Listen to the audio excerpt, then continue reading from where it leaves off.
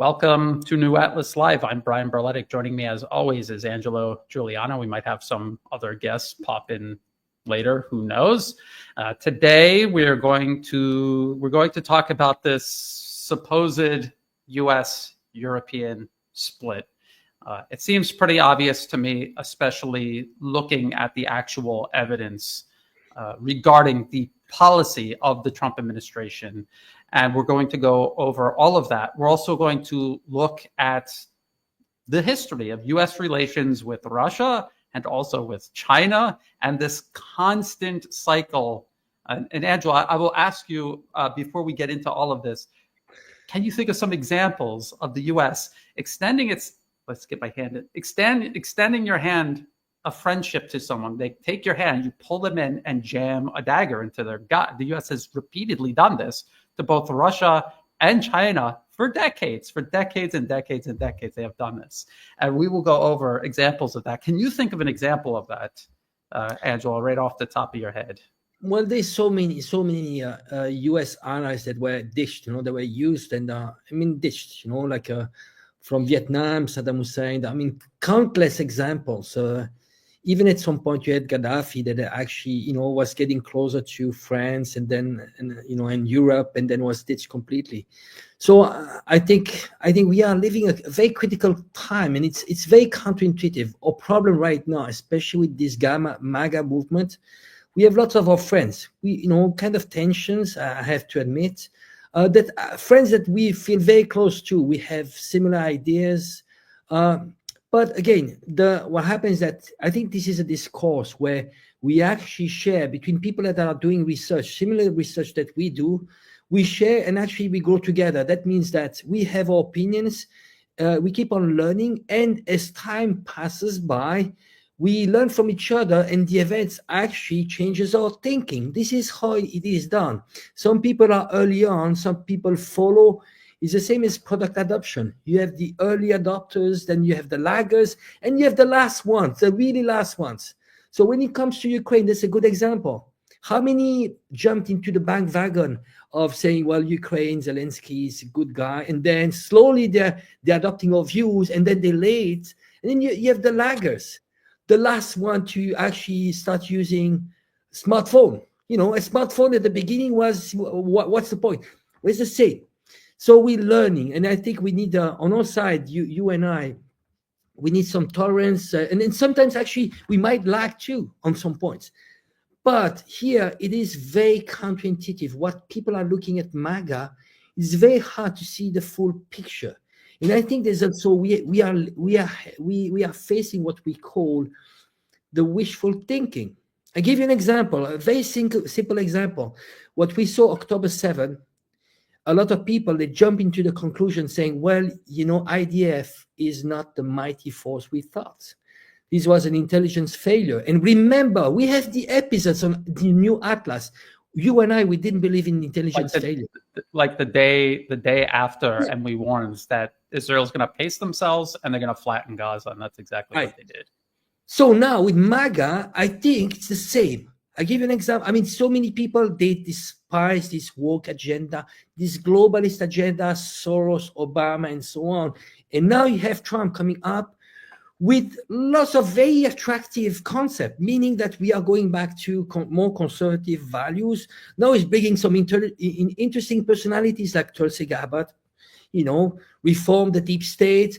There's make America healthy again, with some good points, against vaccines and those lobbies.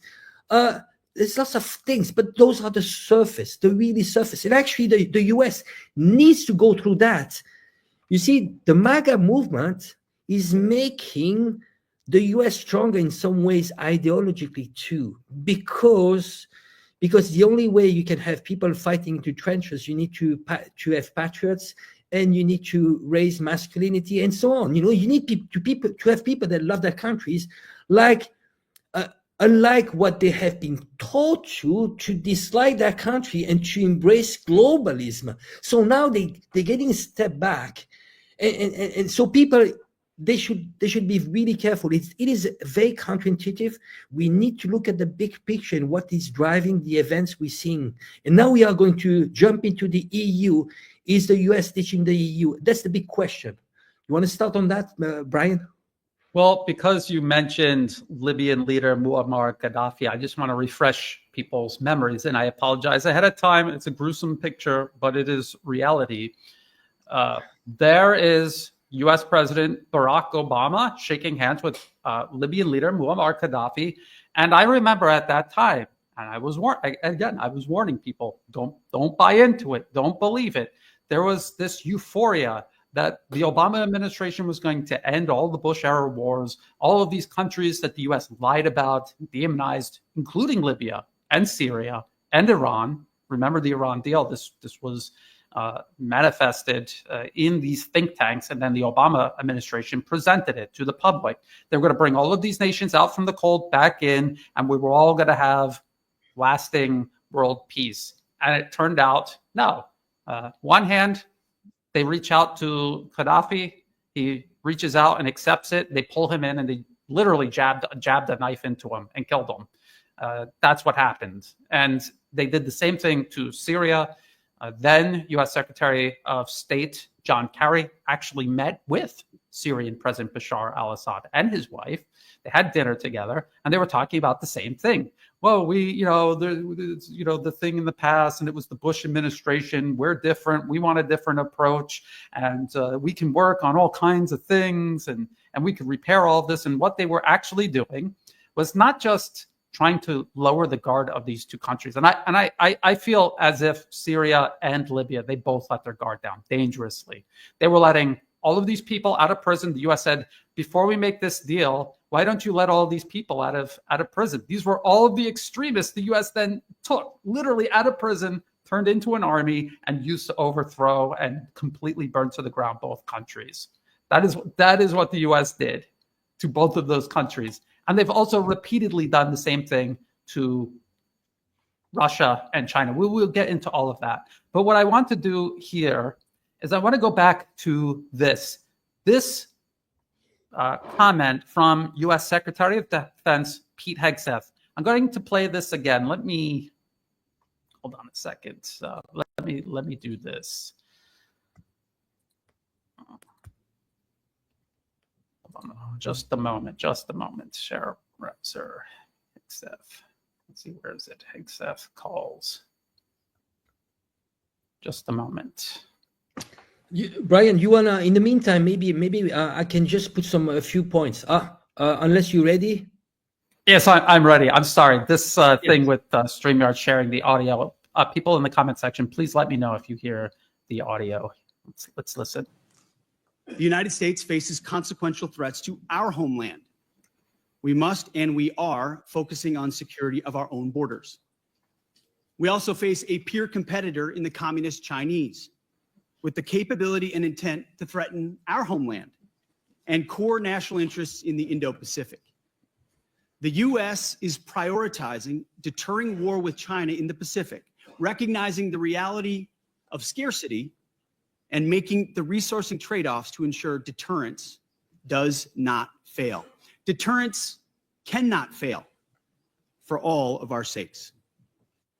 As the United States prioritizes its attention to these threats, European allies must lead from the front. Together, we can establish a division of labor that maximizes our comparative advantages in Europe and Pacific, respectively. In my first weeks as Secretary of Defense under President Trump's Okay, and then he talks about how Europe needs to double down on Ukraine. He has also said, "Make NATO great again." And in either this discussion or another one at very close time intervals, he talked about how Europe, each nation, needs to go from 2% to 5% of their GDP in terms of NATO defense spending. And he also talked about how the U.S. and Europe both must massively expand their military industrial base, their production of arms and ammunition. And you and I, we talked about this last time with Rashid.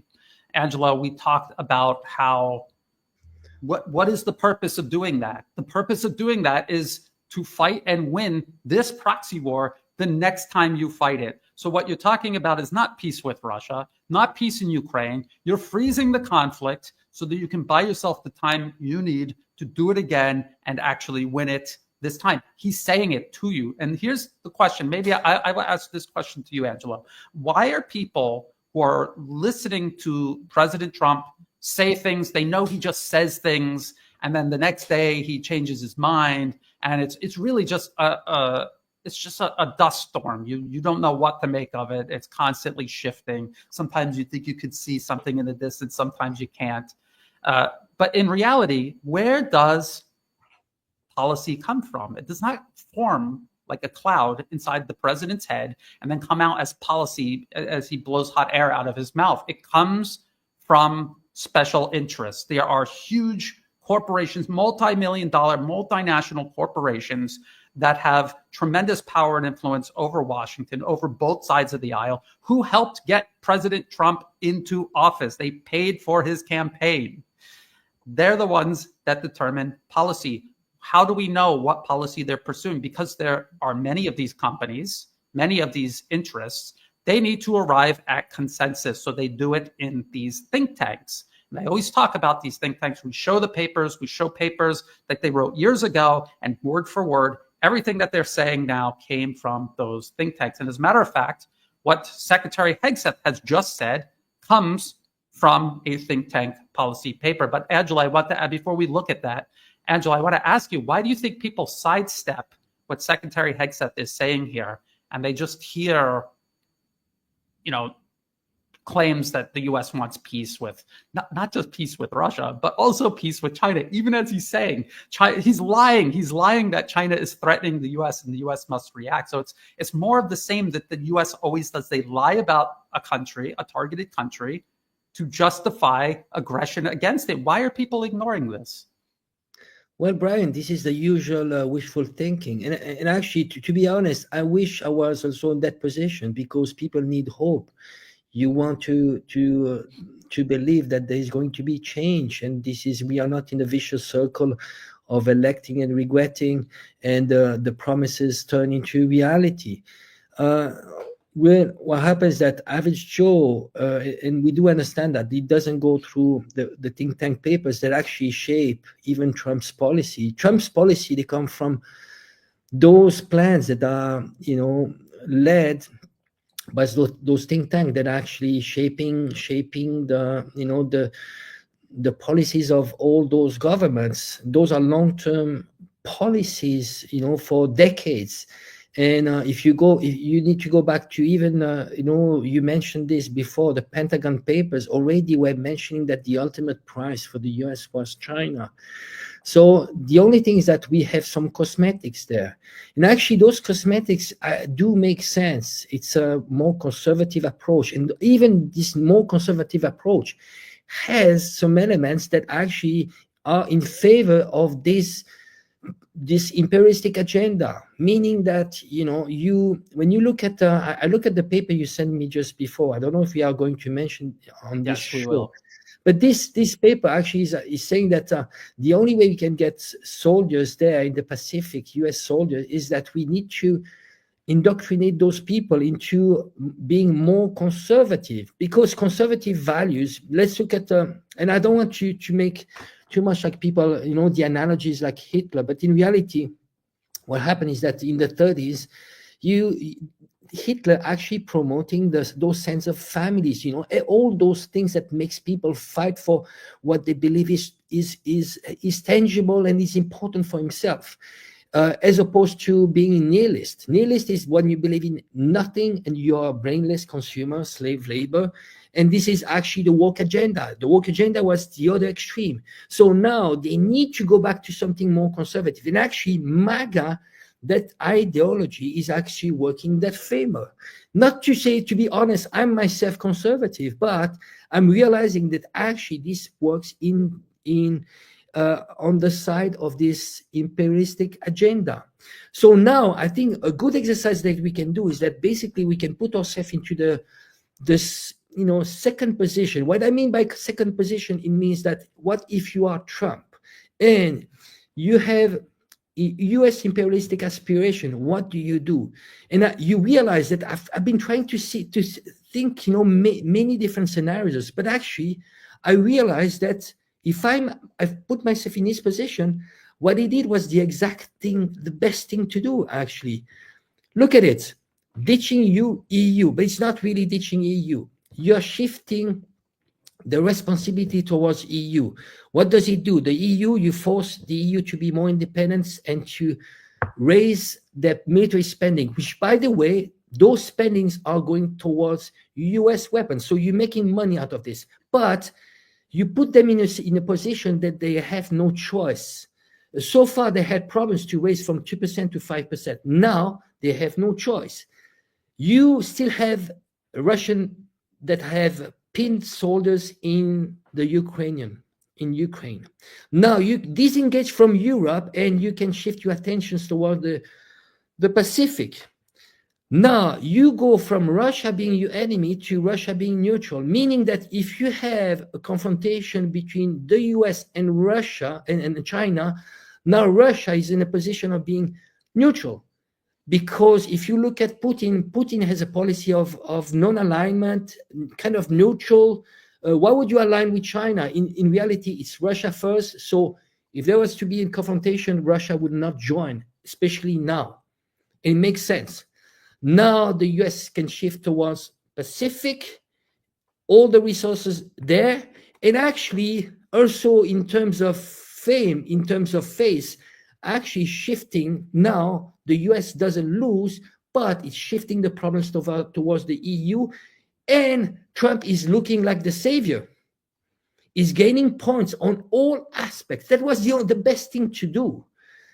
Is winning on all fronts. But ultimately, it's not about peace.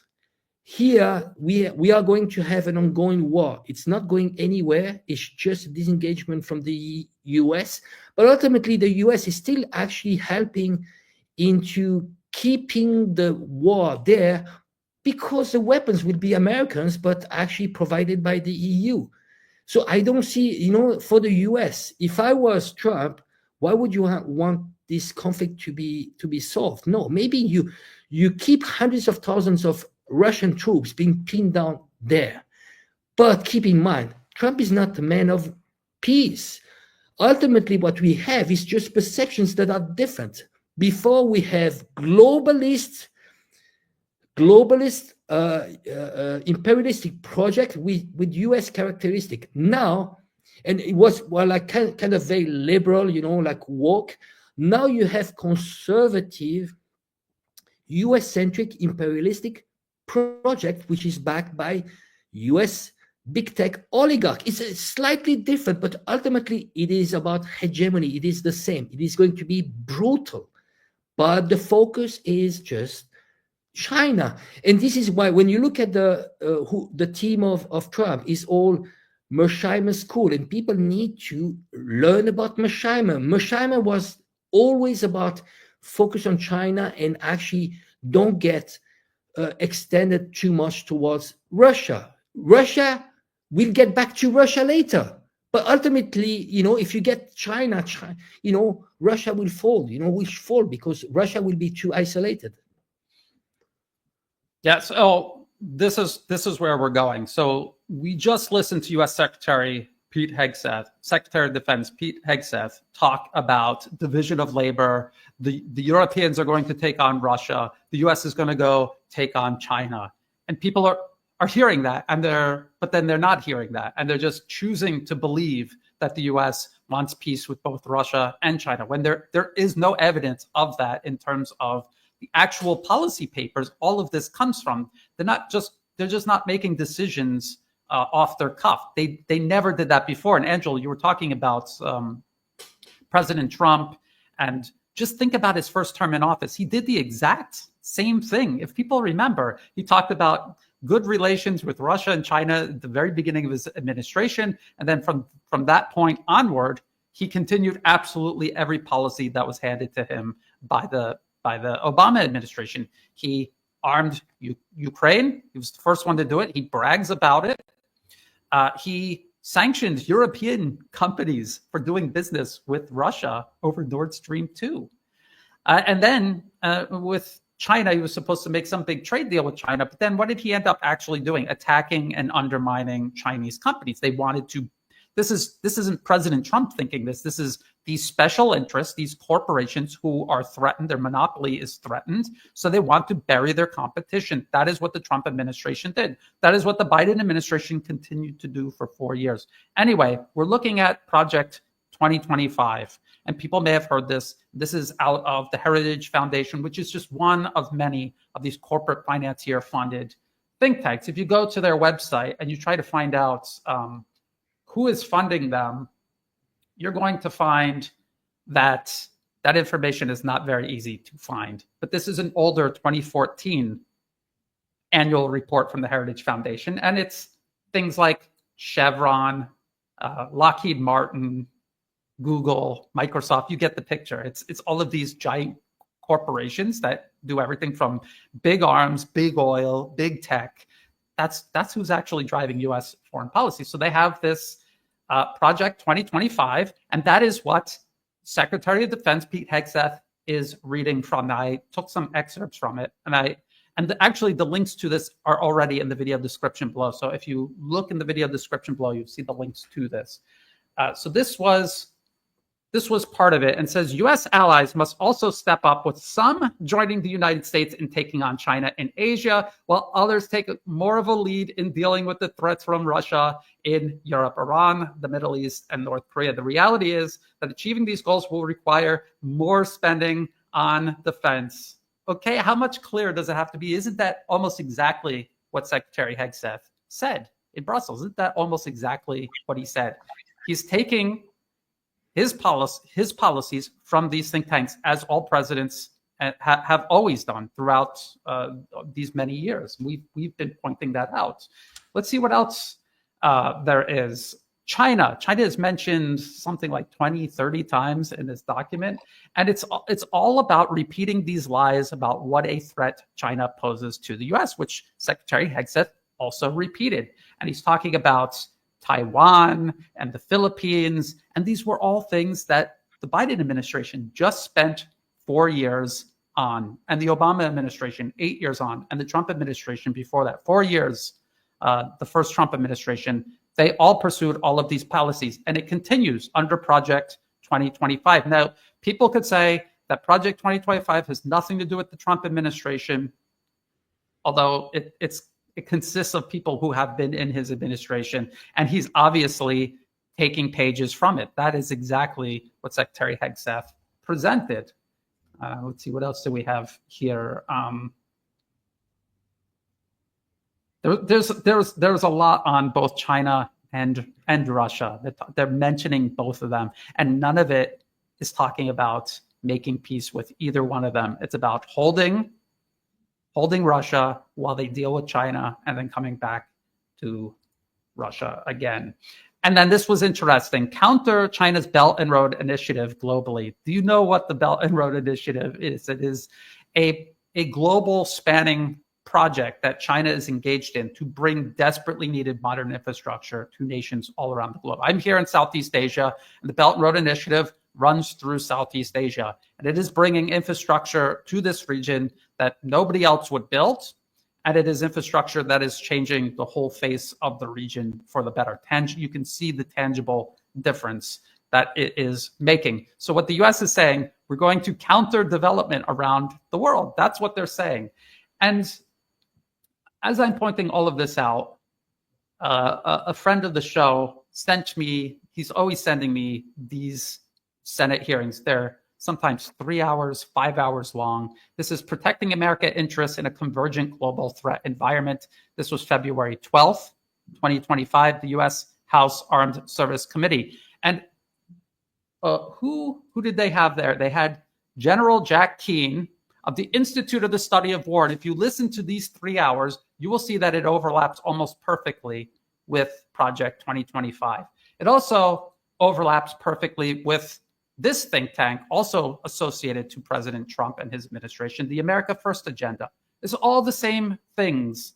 The threat of communist China, building a military to go confront China, the threat of Russia. It's all in there. It's all in there. So this is what we're trying to raise awareness of. There is actual evidence that the policies that we see taking shape in this new Trump administration are being drawn from these policy think tanks, these papers, which are laying out continuity of agenda. Angelo.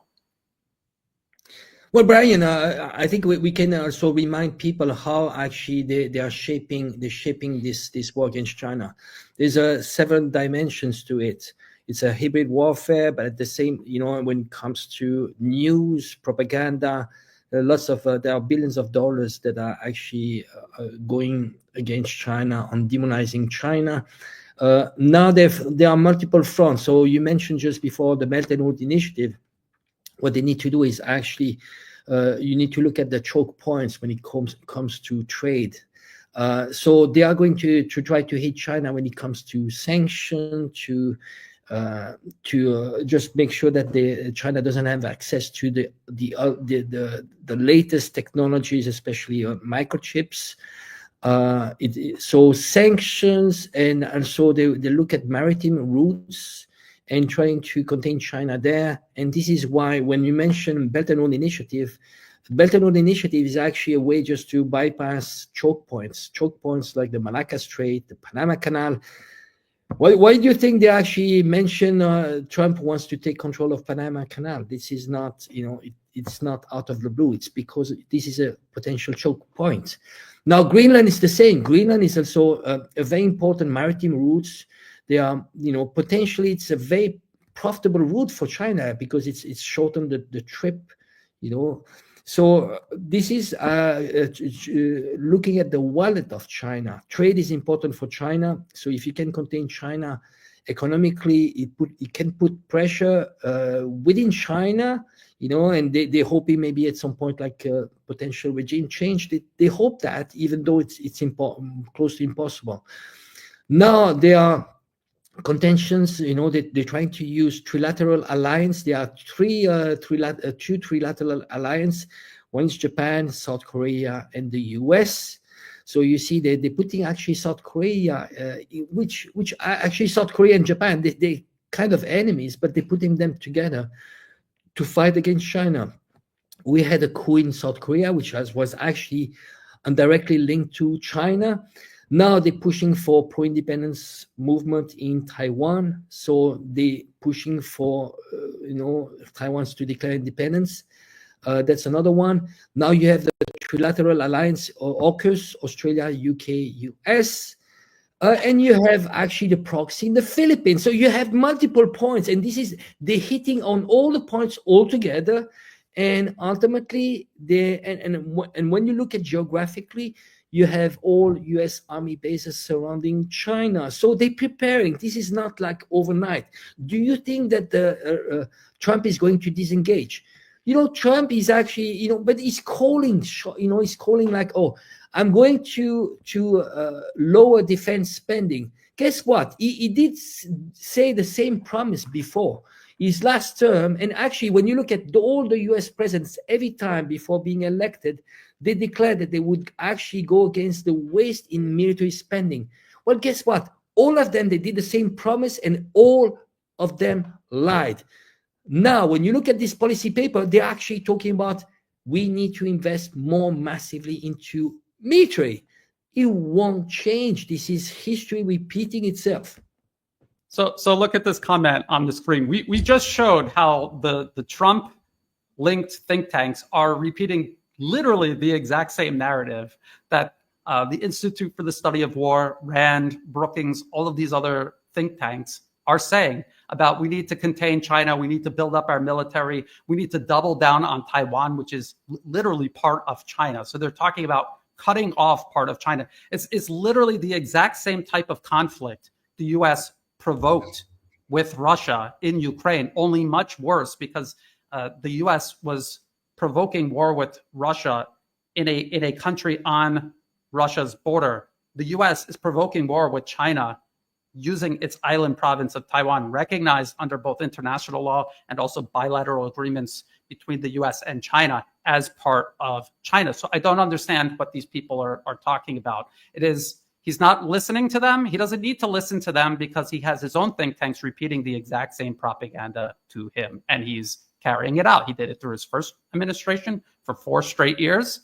And people will even say to me, well, Brian, that his first administration, we admit, it didn't go too well, but that was because he had bad advisors. He had all these neocons that he didn't know they were neocons, and he let them into his administration. And then he did it again. Who's Secretary Marco Rubio? Who is Pete Hegseth? Who are these people? They are warmongers. They are neocons. They are American exceptionalists who believe in American dominance over the planet and eliminating anyone who threatens that domination, including both Russia and China. Now, people, and here's an example on the screen. Chinese Navy tracks first U.S. Taiwan Strait transit under Trump administration. Every single administration does this. Every single administration sells weapons to the administration in Taiwan. And here's the part where, like in the comment section, this is the part where people will start making excuses because they hear this, they see with their own eyes it's true. This is what the Trump administration is continuing to do. This was what Biden did for 4 years, provoking China, and it's what the US continues to do under Trump. And then they will start making excuses about how somehow maybe Taiwan is an independent country and we should defend them. We should go to the other side of the planet and provoke the very same type of conflict with China that Trump is pretending he wants to wrap up and despises and never wanted to fight in the first place against Russia and Ukraine. It really is an exercise in cognitive dissonance and this desire to try to rationalize it, to make it add up when it doesn't. It doesn't add up unless you see through it and you see continuity of agenda. And, we go over this every single time. This is the State Department's official website, U.S. relations with Taiwan. This was from 2022, right here. So this is archived because they've changed it now. And down here, it says very explicitly, we do not support Taiwan independence. We have a longstanding one China policy. That means, and one China is specifically in regards to Taiwan and nothing else. So it means there's one China and Taiwan is part of China. That's what one China means. And people will say, no, that's not what it means because they have to backtrack. Now, under U.S. Secretary of State Marco Rubio, they have erased that. And I saw people in the comment section, someone did a really good, right here. Let's look at this one. In recent changes in the State Department's language about Taiwan, I just showed you that on the screen, Japan accepting Taiwan as citizens if marriage, Czech accepting, allowing Taiwan citizens work. They're doing all of this. The U.S. is orchestrating all of this to try to normalize the idea of an independent Taiwan, because I'm telling you, they're getting ready to announce Taiwan is independent. And Angela, you've been warning about this for years. You've been warning that they're tiptoeing towards this. Can I give you just one example on, small details, but actually extremely important? Taiwan has been declared by Japan as being a strategic ally. Now Japan has done, the Japan's constitution has been written by the US, so it's not a sovereign country. There are US Army troops in Japan. And Japan has actually done a reinterpretation of its constitution, which was Pacific. So it's not supposed to attack, it's only supposed to defend itself. So now the reinterpretation of the constitution says that Japan could actually come at the help of its allies. So that means that by de facto, if Taiwan was kind of attacked, or actually not, it's not attacked, but if China had skirmishes with Taiwan, that means that Japan actually could be involved. So those are small details that makes you understand that Japan could be dragged into the war. But the reinterpretation of the constitution is not out of the blue. This is done for a purpose. The same as South Korea. South Korea, there was this coup attempt, and there was, they used the martial law. Now you have the Kuomintang in Taiwan, which is more pragmatic. They want to have a good relationship with mainland China. They've been pushing to actually amend the law of martial law, because within 30 days, you can actually, the president declare martial law, but and then it's enacted by the Legislative Council, which is called the Legislative Yuan. So within those 30 days, the damage can be done and it cannot be undone. So basically, they're putting pressure. They want to amend those laws to say, well, within 24 hours, we need to actually have an agreement with the legislative yuan. So you see, even within Taiwan, they know that Taiwan could use the martial law to de facto declare independence, which would go against the will of the majority of the population in Taiwan. So those are all small details that are actually hints that can tell you this is the direction where it's going. So we need to be extremely careful about this. Yes, and this is exactly what the U.S. did, spanning several presidential administrations. We've gone over this many times too. This was 2004. This was under the Bush Jr. administration. The U.S. was trying to overthrow the government in Kiev, and they successfully overthrew the government in Georgia in 2003. And then the U.S. armed and trained Georgian forces in 2008.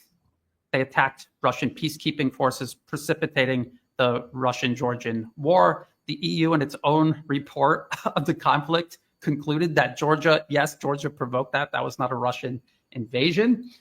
And then, because if you remember, because I remember this, we lived through it, Angelo, the Bush Jr. administration was extremely hostile towards Russia, and they hit a brick wall. Georgia got stomped into the ground. They didn't even come close to undermining or destabilizing Russia. Everything that they were doing failed.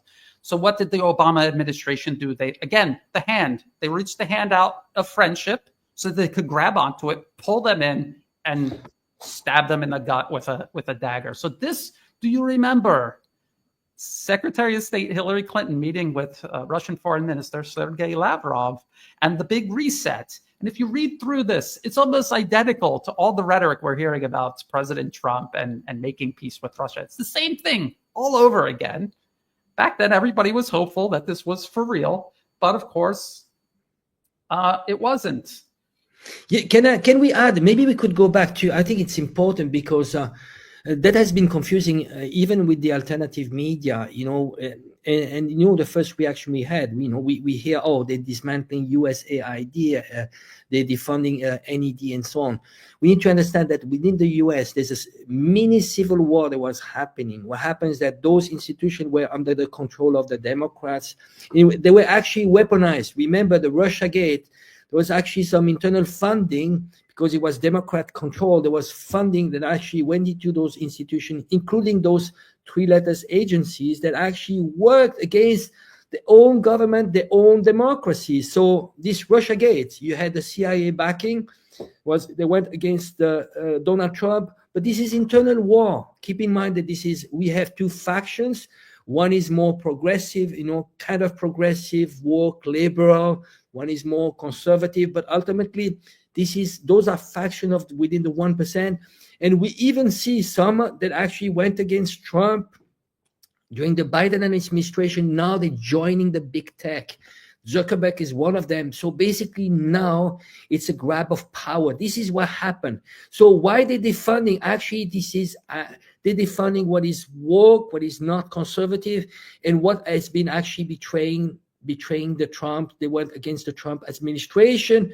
And it's not going, this is more like they have a conservative agenda, but ultimately, everything that was actually used for regime change actually will still function, but it will be directly under control of Marco Rubio. This is a power grab that happened. What people wanted to hear on the alternative media, and which was pleasant to hear, and including myself, when I hear that, I was like, well, maybe there's some change. But, again, you need to take a step back. This is a power grab. Within the US government, there's a huge civil war happening, and now they're cleaning up, and this is a huge power grab. We are going to go from one extreme to another, but ultimately, US policy is not changing. There's no change into that. It's going to be US-centric with a conservative touch. Before it was globalists, oligarch with the woke agenda. Now it's different. So it's just cosmetic. This is what I want to tell people, really. And again, what is happening, my position and yours, Brian, and actually, and thanks to your input, I've been readjusting too as we go, as we learn more.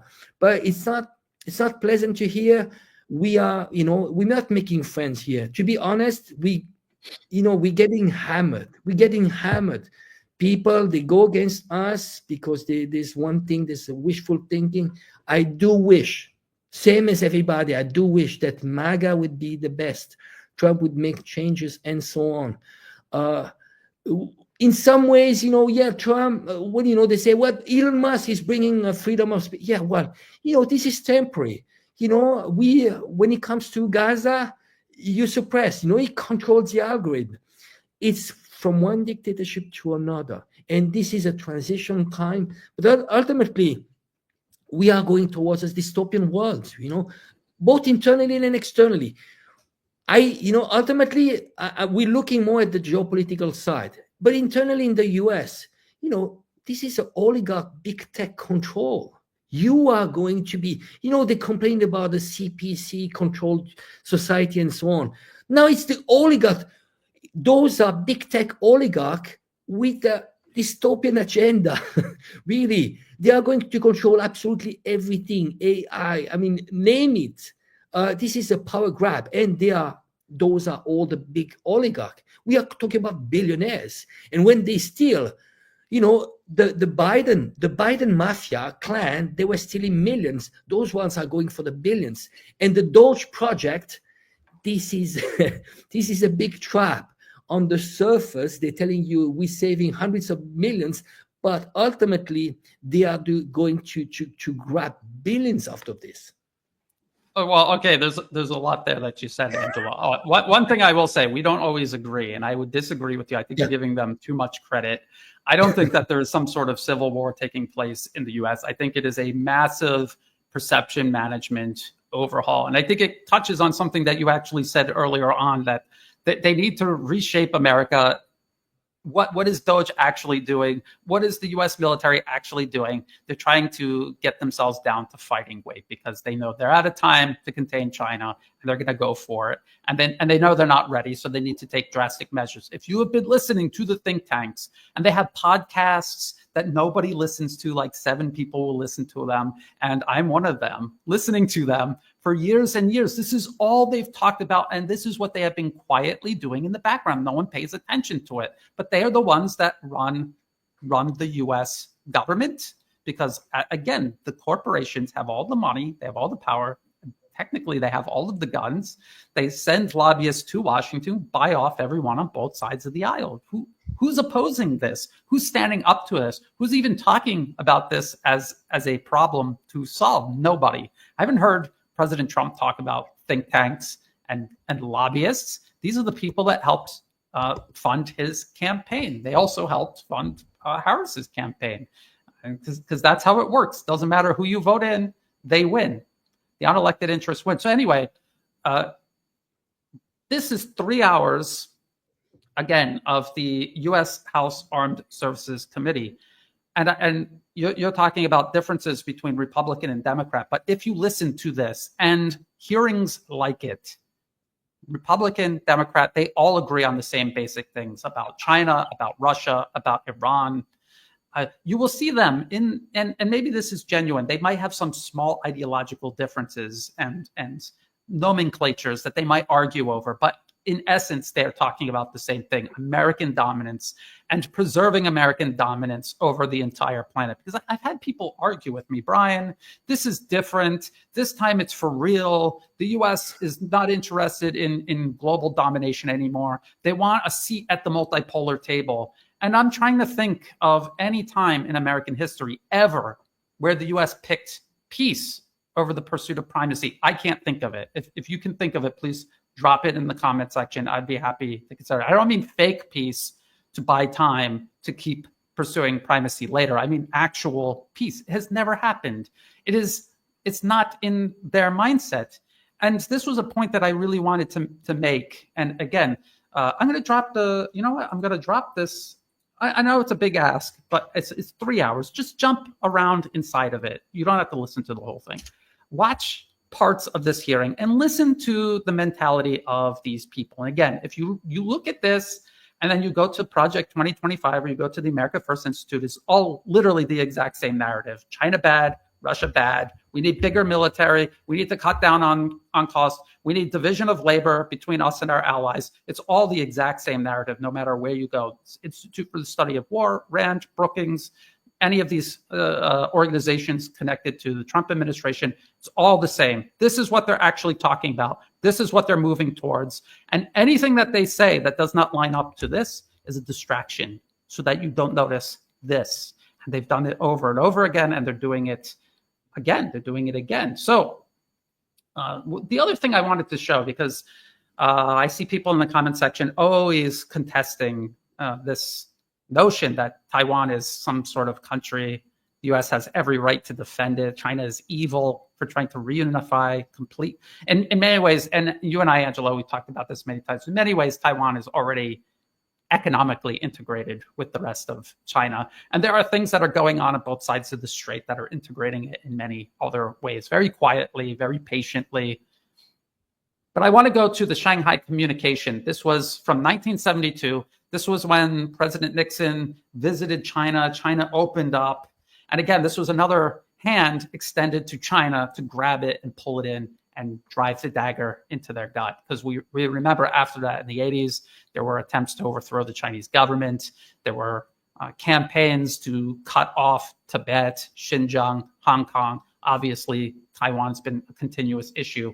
And if you come down here, look at how unambiguous this language is. The U.S. side declared, the United States acknowledges that all Chinese on either side of the Taiwan Strait maintain there is but one China and that Taiwan is a part of China. And some people might say, well, acknowledging that they say that is not the same as acknowledging that as a fact. But then there's this part. The United States government does not challenge that position. That is the clincher right there. That is the one telling you that they have a one China policy. Taiwan is part of China. This is what they agreed to with Beijing, that they're now doubling back against, including right now under the Trump administration. This right here is the Trump administration carrying on the Biden and Obama administration violating Chinese sovereignty over Taiwan. The Trump administration selling arms to, where is it? Right here, selling arms to Taiwan. This is a violation of Chinese sovereignty under America's own agreement with China over the one China policy. And this was during the first Trump administration. Do we remember all the way back in the beginning of the Trump administration, Trump changing course on Taiwan gives China an upper hand. And I remember the media all complaining about it. And I was wondering, like, surely they don't believe Trump is really going to do this. And of course he didn't. So he offered the prospect of peace and a great deal with China, but then he did the same thing everyone else does. Arms Taiwan, sail ships around Taiwan, tried to crush Huawei. Do you remember? Where is it? Meng Wanzhou, the Huawei executive, the U.S. under the Trump administration, detained in Canada. And this headline says it all. Huawei arrest of Meng Wanzhou, a hostage in new U.S.-China tech war. So this continues no matter who is president. And at the beginning of each presidency, there's always this window of hope that things are going to change. But again, you have to follow the money, follow the power back to the source of where this policy is coming from. And in the Trump administration's case, it's Project 2025, and it's the America First agenda at the America First Institute. And it's literally the same thing all the other think tanks are saying and doing, except it has MAGA stamped onto it to sell it to the American people. That's the only difference. Angela, you want to add anything to this? I think people can be hopeful about what the U.S. is doing regarding Ukraine, if they at least remind themselves the U.S. is only doing this because they lost the proxy war. So there may be some hope there that may not be irrational, but I do believe that they're just going to freeze it to keep going. But for the U.S. to pivot and do the exact same thing to China or Iran, or to continue sending billions and billions to Israel, how does that make America great again? I don't know. No one's been able to answer that question for me.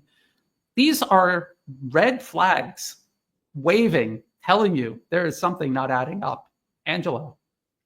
Well, I have to say, really credit to you. There's a lot of work out there. I know how much there is. Those are 1,000 pages report. The Senate hearing, what you just mentioned before, that video. I mean, I've tried to watch that, but it's so depressing. So I have to say, people that are watching this show really, it's important just to support your work. Really, I know how much you work, but it's not only how much energy you put into this, but it's that energy. It's not that positive. It's really, you're going through some pains when you're watching those shows, and actually there's a lot of frustration because it's going against a mainstream narrative, but also alternative narrative, because now we are in a phase where there's this wishful thinking and people don't get the full picture, and they need they still need to go through those papers. It's a hard work. So I would say, really, people, if you can support Brian's work, I know how much your energy and how much from your private life you put into this. But again, we need to be extremely careful, not jump to conclusion, and again, just what happens is that this wishful thinking creates something like cults. We've seen it over and over, and it takes time for people to wake up. And we're not saying that what people want to hear. That's the problem, and we wish the reality was different. Now, here, do you think just for a second that that the U.S. empire would go against this manifest destiny, which is deep into the DNA? It has become part of the American identity. You don't go back from that. The problem is that you need to hit a rock, a wall, big time, so you change direction, and this is the Thucydides trap. Why Trump would just shift from this long-term policy unless he's 100% sure he's going to lose. Now, Ukrainian war, again, this is going to shape the narrative on the US actually as being a peacemaking, while in reality they lost. That's what Trump is doing. That was the only thing he could do. But in reality, what people will remember is that, they will remember that Trump was the good guy. But just think for a second. Do you think for a second, 1 second, if Russia was losing, do you think Trump would actually make peace? No way. No way. It is because the US is losing. So only that single element would just make you realize, oh, well, wait, maybe he's not. I mean, this is just rational. Just let's say rational. So we are facing, this is a phase where there's a lot of confusion, and also Trump. This is Trump's personality. He jumps in, conflicting reports, just that makes people confused. Even us, sometimes we think, oh, is he real? But ultimately, we need to look at those think tank papers that actually shape the long-term policies. Very important. It's a hard work. It's boring, but it needs to be done. And ultimately, it's about actions. Actions, really tangible stuff. So the U.S. having those long-term plan to arm Taiwan, that says it all. Everything you can say around that, it's meant nothing.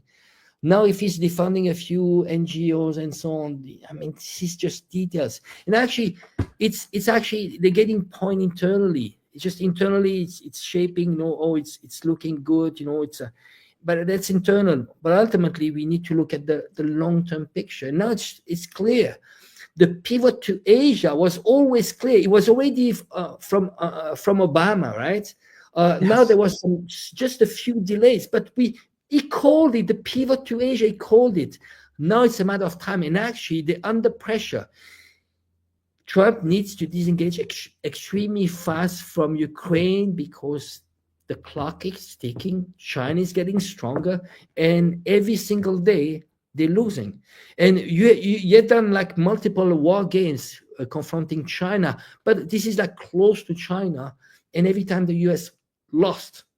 What happens is that what they want to do is to have a mix. It's going to be like the choke point. Remember, the choke points, that's the key thing. This is where China cannot win. They cannot win because China cannot project force. Keep in mind that China can defend itself, but China cannot project force. It's impossible, because they don't have army bases outside China except in Djibouti. This is a great point, Angelo. This is something we're trying to warn people about. And I saw this comment here: Greenland, Panama Canal, Canada, 51st day. Obviously, Trump has given up on U.S. global hegemony and just wants a regional sphere. Europe ain't in that, wants U.S. to stay pay bigly. But what you just said, Angelo, is the whole key to understanding U.S. designs on Greenland, the Panama Canal, even Canada. If you look on a map, they're all controlling these essential maritime choke points, just as you said. The U.S. admits, watch this 3-hour hearing. They admit that they're not going to take China on head on. They can't. It's impossible. They will lose. They know this. So their plan is to cut China off and fight China in a way China cannot reach them. The Chinese military is confined to China. Imagine that, a defensive force that actually defends a country instead of projects military power worldwide. And so they're taking advantage of that by creating choke points around the world to strangle Chinese maritime shipping, to try to cripple and destroy the economy, just like they did to Russia. So again, it's the same thing over and over again, just different rhetoric used to sell it. So the other point I wanted to make as I was listening to Angelo is that, the Trump administration right now, and I don't think anyone can deny this, they are lying about the conflict in Ukraine. They are blaming the Biden administration. They're blaming President Zelensky. And these people are not blameless. But he's not talking about his own role in advancing this proxy war with Russia. He was the one arming the Ukrainians. Is almost certainly why the Russians felt they had to go ahead with the special military operation. And again, where did that come from? No, I'm going to do it, Angela. I always promise that I'm not going to do it, but I'm going to do it. I'm going to get extending Russia. 2019, Rand Corporation, think tank paper. People in the comment section telling me Trump doesn't listen to Rand Corporation. That was literally out of extending Russia. I will show you where it was. Ukraine. Provide lethal aid to Ukraine, right there. So don't tell me that the Trump administration doesn't listen to the Rand Corporation Institute. Brian, you can take also the other examples on the same paper. You have the Syrian rebels, right? You have the extensions in Syria. What they hope was that Russia, like now in this scenario, Russia would keep on fighting in Syria. Why the Russia left Syria was because, or not left, but I would say they didn't fight on HTS, was because it was clear there was a trap that, to overextend Russia. Yes, absolutely. Absolutely. So this is what we're trying to warn people. Look at the policy papers. Policy does not form in a vacuum. It does not form in a single person's head. No large organization works that way, certainly not a nation the size of the United States with the type of deeply entrenched special interest monopolies that have obviously and openly run U.S. foreign and domestic policy for decades and decades. Why suddenly is everything changing beyond the fact that we want it to change? I want it to change, but I cannot lie to myself and say that it is changing. It so obviously isn't. And I distinctively remember the same sense of hope ahead of the first Trump administration, not really at the beginning of the Biden administration, but the beginning of the Obama administration. Both terms, people were like, well, maybe last term he was worried about getting reelected. This time he's going to end all the wars. No, he didn't. So, how many times are we going to fall for this? Hopefully, Russia and China are not going to fall for it. There's something else. I'm going to do a video because this is exactly 3 years since the special military operation began in Ukraine. And I have this timeline right here. As a matter of fact, I have it here. And I posted this on X. And I'll drop this in the comment section for people who haven't seen it yet. And I do a little timeline showing this cycle going around 2 full times where the U.S. Tried to make peace pretended to make peace with Russia, and then pulled them in, betrayed them, tried to topple them, failed, pretended to make peace with them.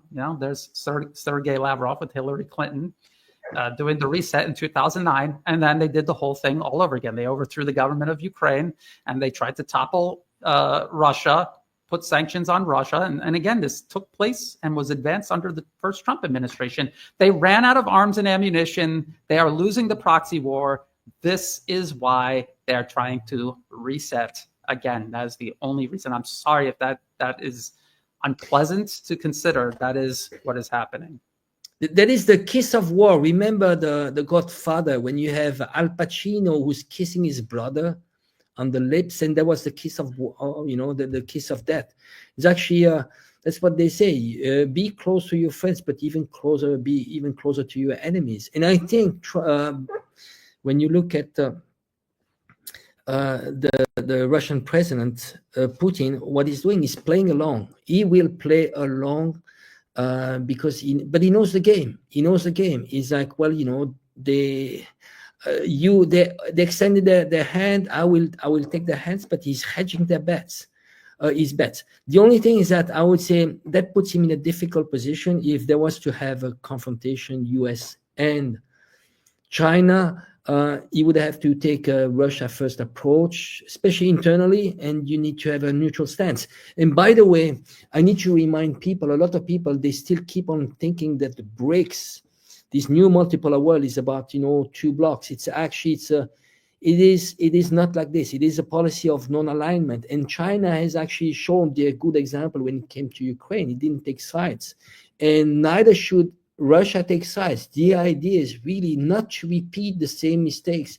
It is non-alignment. It's not two blocks.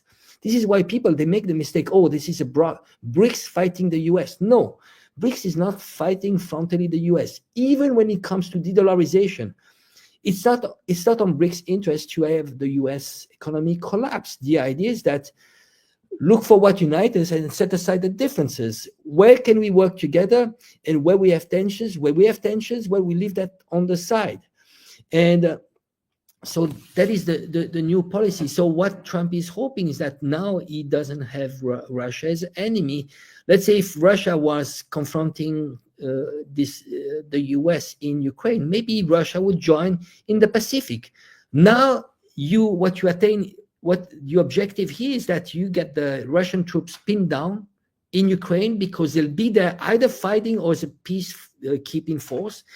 And now you don't have an enemy in the Pacific because Russia will stay neutral.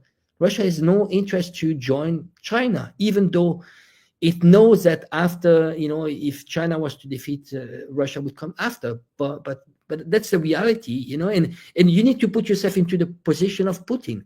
It's Russia first, same as China first. You need to look at your own interest. Absolutely. And, again, if there's one closing thing before we get into the questions, yes, Angela, it's very important that people don't become too idealistic. They're realistic about what BRICS is and what it's trying to do, and what is actually a reaction to U.S. hegemony and this attempt to impose itself on the entire planet.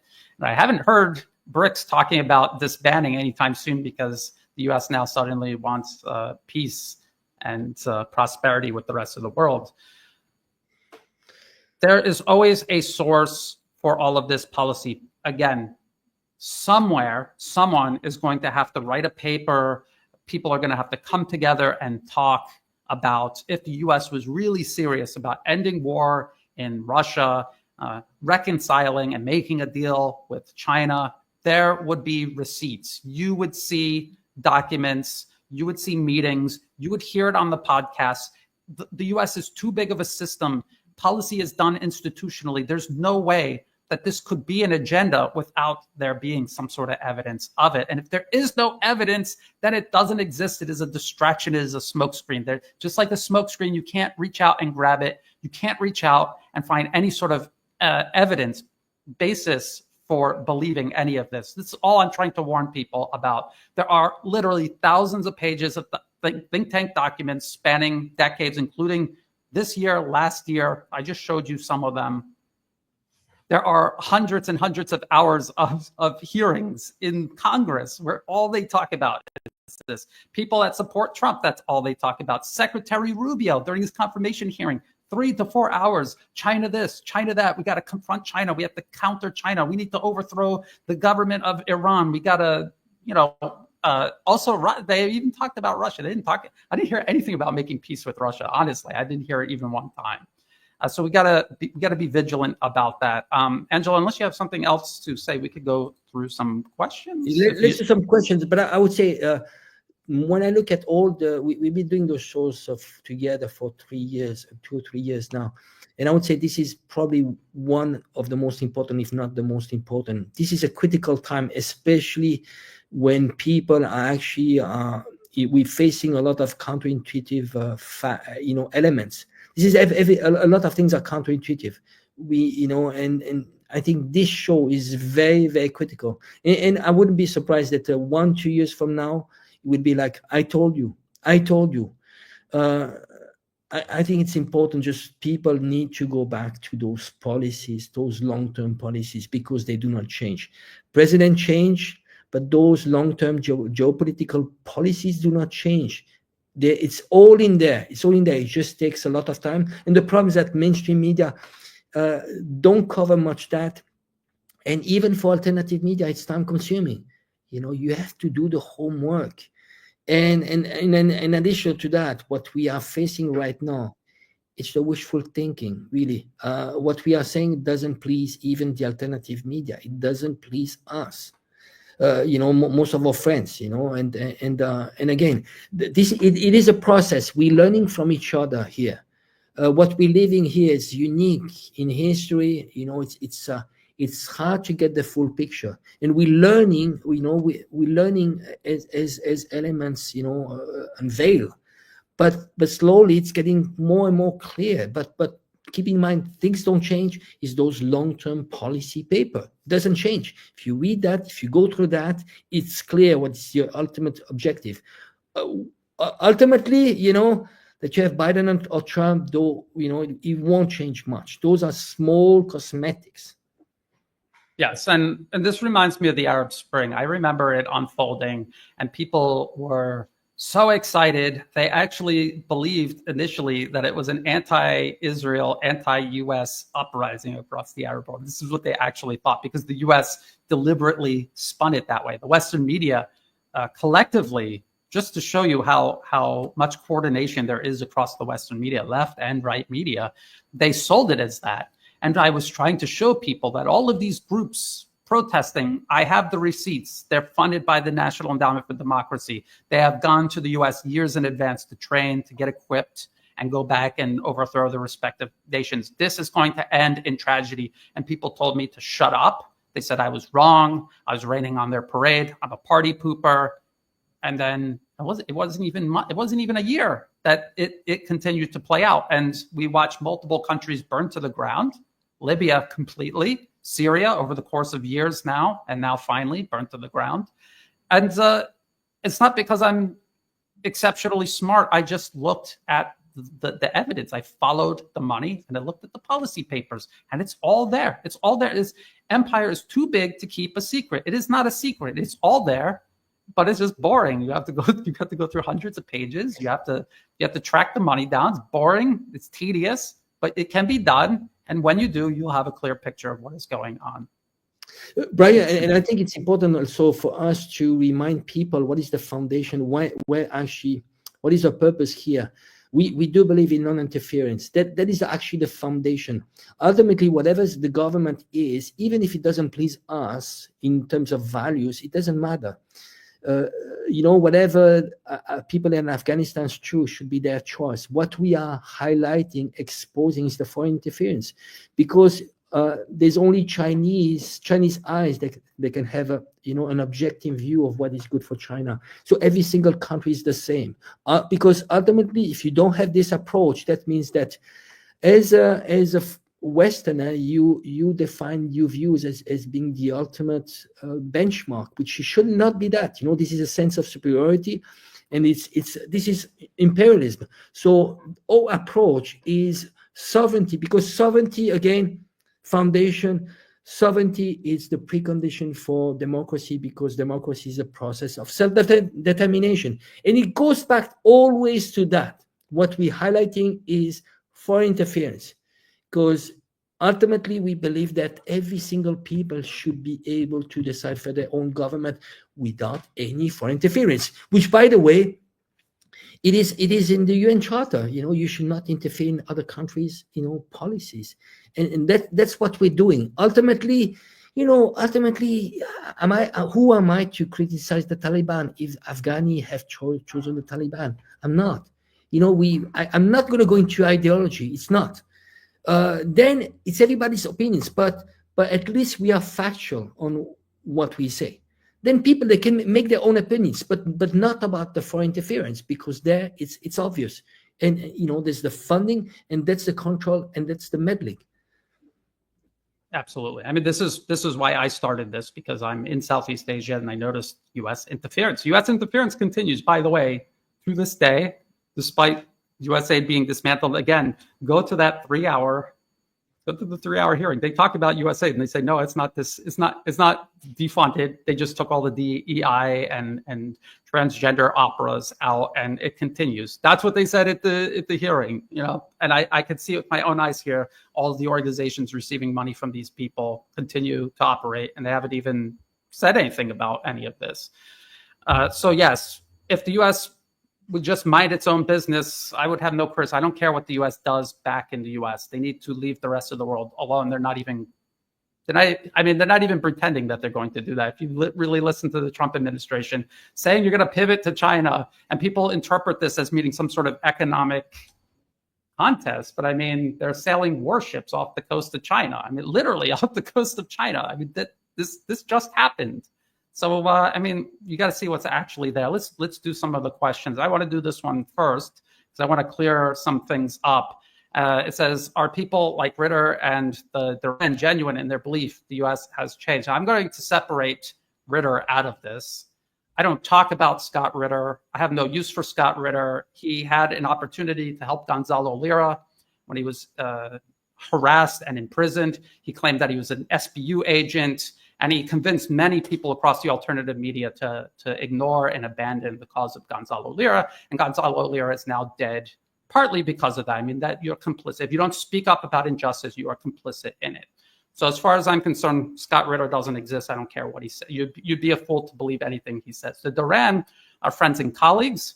I believe they are genuine in all of their beliefs. I think that they're excellent analysts. They're extremely intelligent. I don't think that they would deny that they're being a little swept away by what's going on. But if you listen to them carefully, and I still listen to them daily, you will hear them criticizing things that the Trump administration is doing. When it came to President Trump's comments about basically obliterating Gaza, both Alex and Alexander condemned it wholeheartedly, unconditionally. They didn't try to make any excuses about it at all, which I can't say the same for Ritter. And when President Trump was talking about how Russia stole hypersonic missile technology from the U.S., Alex Christoforou said that was completely insane. So as actual events play out, they're going to call it out honestly. And so, these are not the people that I'm talking about. I'm talking about people who are going to justify, spin, ignore all of these horrible things that we say are coming or are already manifesting themselves, and they will continuously ignore it and justify it as they go along. People did this all throughout the first Trump administration. People did this all throughout 8 years of Obama. Those are the people I'm talking about. It's often people that are contacting me or responding to my work that I put out. These are the people that I'm talking about.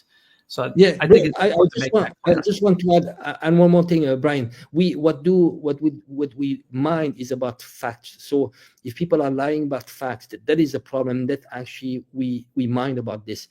Ultimately, if we agree on the facts, then the rest is opinions. I'm okay with that. I'm okay I can sit down with anyone with different opinions. But as long as we agree on the facts, we have a problem with distortions of the facts. That's where we have a problem. I think you agree with me, Brian, on this, right? Ideology. The only thing that matters. Yeah.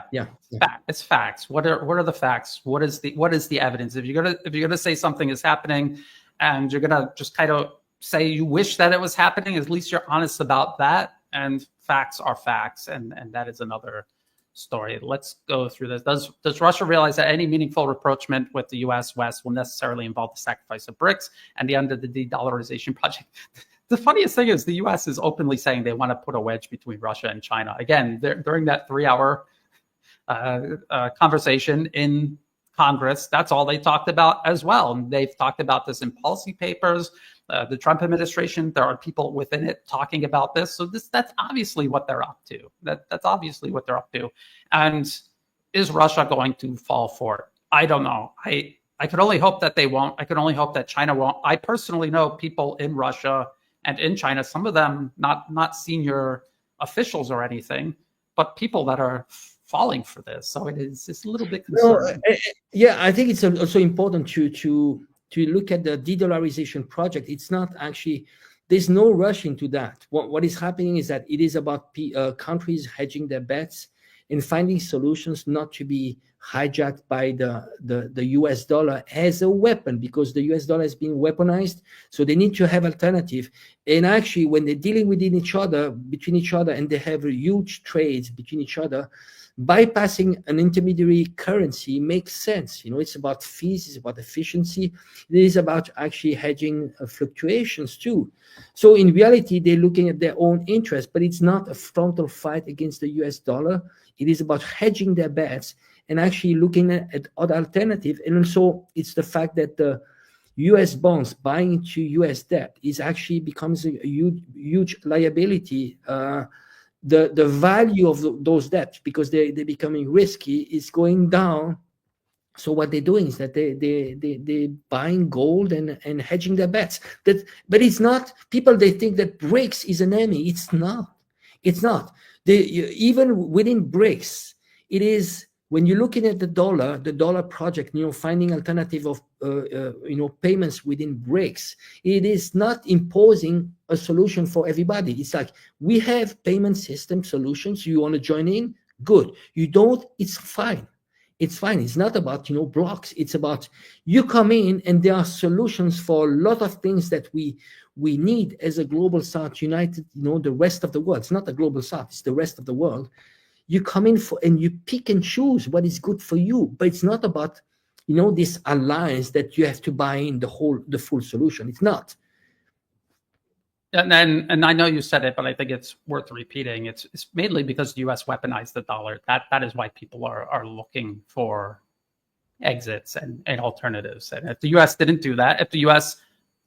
played fairly, just play fairly, do that much, this would not even be happening. So the U.S. is complaining about the consequences of its own malicious, malign actions.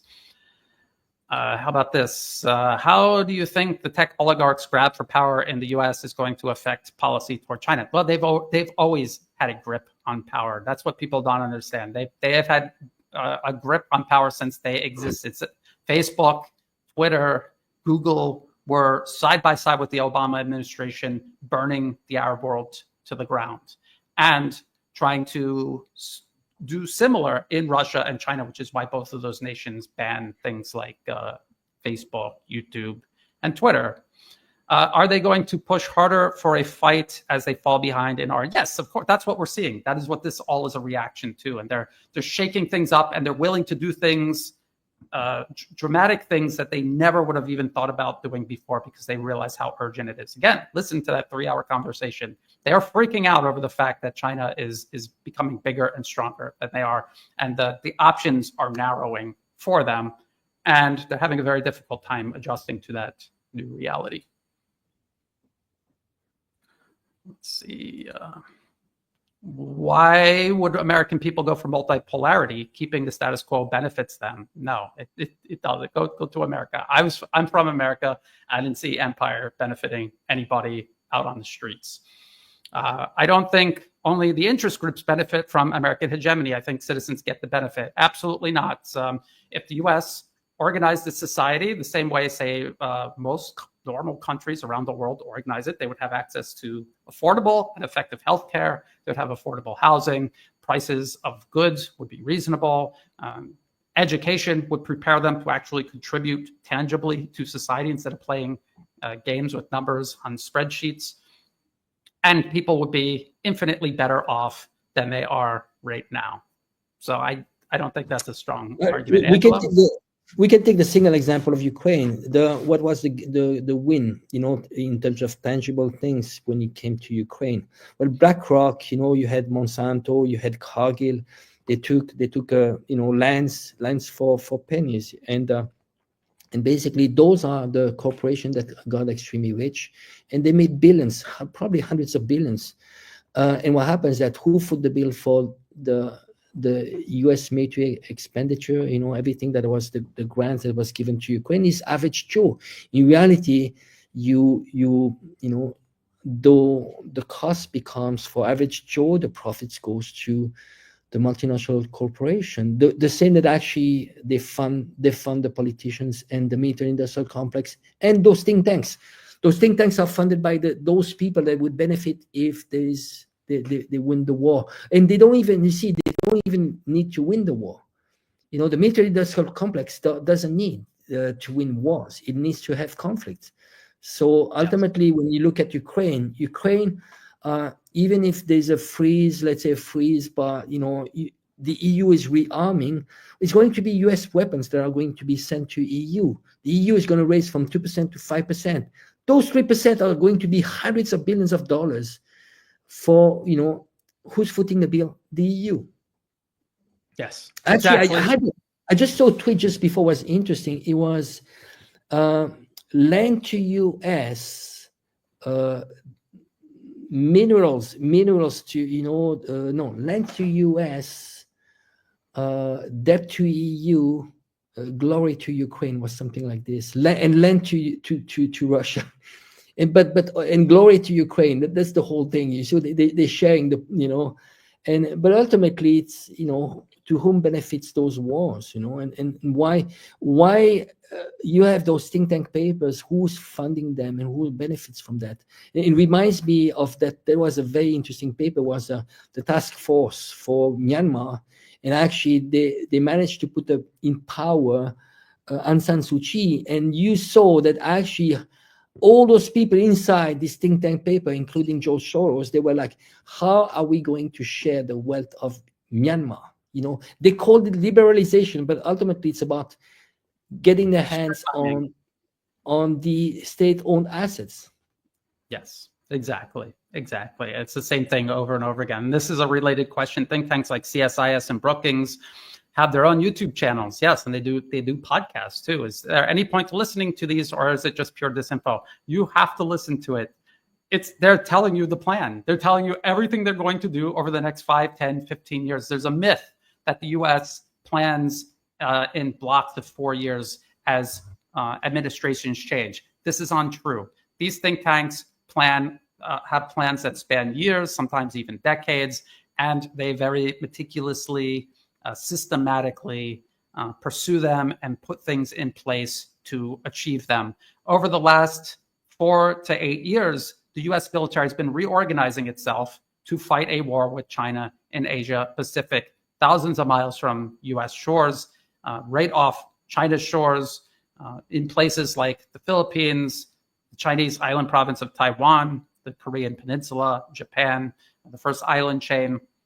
And they have been putting these policies in place and implementing them. They are right now, as we speak, as the Trump administration talks about peace with the world, they're hardening U.S. military air bases all across the Pacific to prepare for waves of Chinese missiles that are going to obviously rain on them if they provoke a war with China.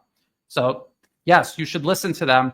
They're going to say things that are obviously lies, like Putin is a dictator, President Xi is a dictator, they're filling their rockets with water. I mean, these are ridiculous lies, but at the same time, they're also going to tell you all of their plans, and people should listen to it, because once you see that, you will never fall for the political rhetoric ever again. There is no such thing as analysis by rhetoric. You could try to parse someone's comments, and some people are pretty good at reading between the lines and figuring out what they're actually talking about. But you cannot do analysis like that alone in and of itself. You have to connect it to actual evidence. That's what the think tanks provide.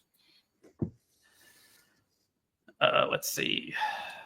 Next, this is since we're talking about China and the U.S., is China adequately preparing for what is obviously coming their way? Taiwan or the Philippines used as proxies, plus naval blockade by the U.S. Navy and Marine Corps. Actually, China's been preparing for this for decades. The Belt and Road Initiative, which the Trump administration itself wants to counter all around the globe, This is supposed to give them alternative logistic routes, lines of communication, if and when the U.S. cuts maritime shipping lanes. That's the whole point of it. And they've been putting this into place for years and years. They are building out a military that is taking shape to be the largest military on planet Earth today. And they're specifically designing it not to span it around the globe, but to protect China with it. Imagine that. So that is what they're doing to prepare. Is it going to be enough? Who can predict these things? Nobody knows. Nobody knows what the U.S. is ultimately going to do. Their plans are constantly changing to adapt to what China is doing to react to this aggression that has been ongoing for a century, over a century. Yes, we talked about that a lot on the show. What about this one? Do you think Georgia will weather the storm? Did they crack the code on resisting NED, at least in their current iteration? They're doing more than most.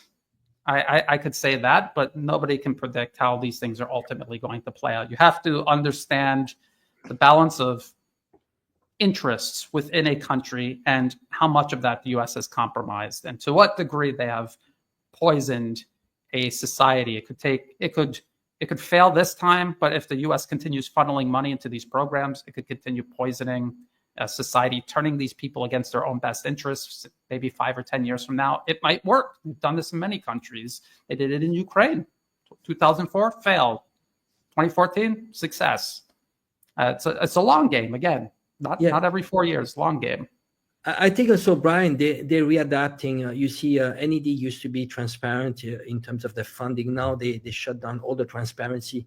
And I would say, I predict, that's my own prediction, but I wouldn't be surprised that those NGOs, those intermediaries that actually, they go, the money goes through that, the state-owned money, the think tank, all those corporations funnel the money through that. I wouldn't be surprised that those projects would be slowly privatized, that you bypass NGOs. And you see, in reality, when you have like people as powerful as Elon Musk on himself, the power and influence he has actually can make a huge difference. The few percent that are needed in some countries to gain power, through Elon Musk and its network and Twitter, that actually they have enough power. So I wouldn't be surprised that you have those corporations that you actually funded the think tank papers. They actually get more involved into regime change. I wouldn't be surprised. And the privatization, Doge might be about maybe privatization of those tasks.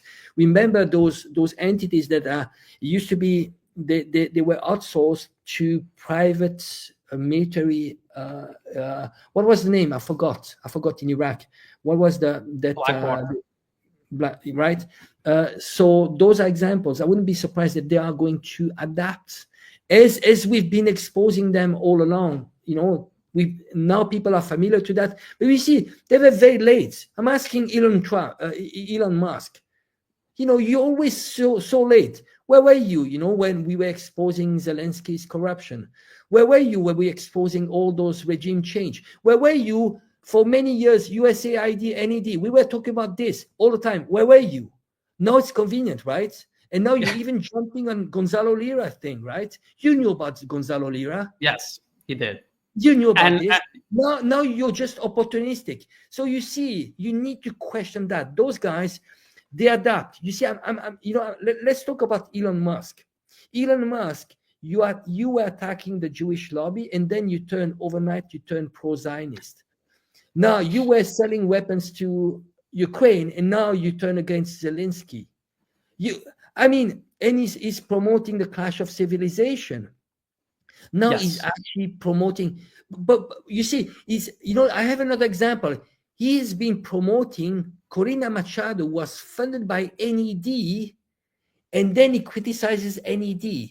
You see, he's full of contradiction. This guy is just adapting. He's telling, whatever is actually in his own advantage. So I would say people need to be extremely careful.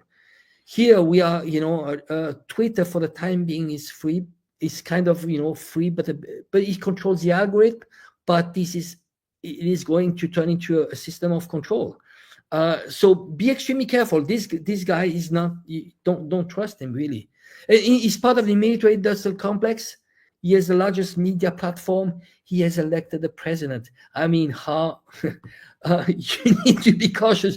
I would say, fanboys, you'll be in for a surprise, And once you start questioning either MAGA or Elon Musk, you know what it becomes? It becomes a cult. Stop questioning, and you fall into the trap. That's a cult. Yes. What is healthy is questioning. I'm not blindly supporting that system. Keep questioning, and that's a healthy process, because ultimately it becomes a cult.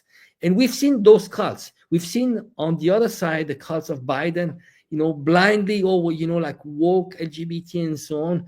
That's the same that they're building there. Just remember that Elon Musk was lending his Starlink communication network to literal Nazis in Ukraine who are using them to carry out attacks. And do they still have access to Starlink? He's out of one side of his mouth berating them, and out of the other side of his mouth telling Starlink to continue enabling access to Ukrainians to kill Russians. But Elon Musk, people do know, do they know that he was a global young leader of the World Economic Forum, and he's actually the first one actually, going against the World Economic Forum. I mean, come on, he was a global young leader, and those are the very few selected. He's part of the system. And he's just a front man. He's a front man. You see, Elon Musk, he spends so much time on tweeting and so on, and he's got so many companies.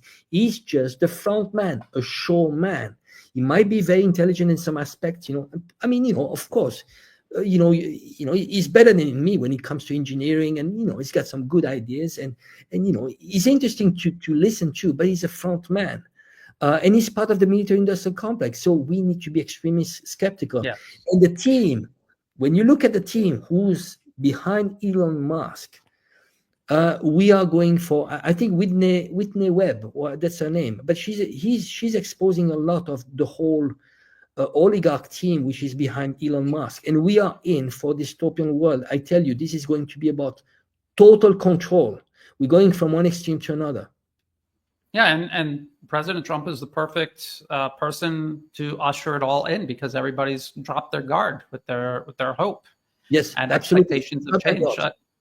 And I want to say something else about Musk. If you follow SpaceX, which I have since it started, it is an incredible company. It has achieved incredible things, and I give him credit for that. And people say he's not an engineer. He hired engineers. Well, it's like a movie director. If you don't have a movie director, you don't have a movie. Yes, the actresses, the special effects people, the people who build the sets, obviously the movie couldn't happen without them. But the director is the glue that holds all of it together. And that's what Elon Musk was for SpaceX and Tesla. And I give him full credit for that. And I wish that he spent more time on things like that than getting involved in politics. This shows you what America's biggest problem is. And Angela, you said this earlier in the show. It is a mindset. It's a deeply seated mindset, Western supremacy.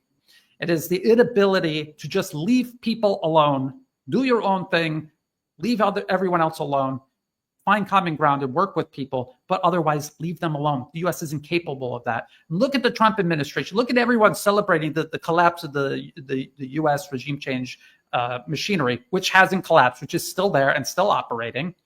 And look at everyone clapping and cheering as Trump and Vice President J.D. Vance and Elon Musk, they all take turns poking all of these other countries in the eye. So it's okay to interfere and talk about someone else's internal political affairs when they're saying things that you like, and not okay when they're saying things you don't like. I don't get it. I think the U.S. should mind its own business. If it has really turned over a new leaf, if it's ready for this new life as a benevolent, peaceful nation, start by just getting out of everybody else's business. If you're going to get out of Europe, really get out of Europe. But they're not. They're not going to. This is not going to happen. They're going to take their military out because they need it from China.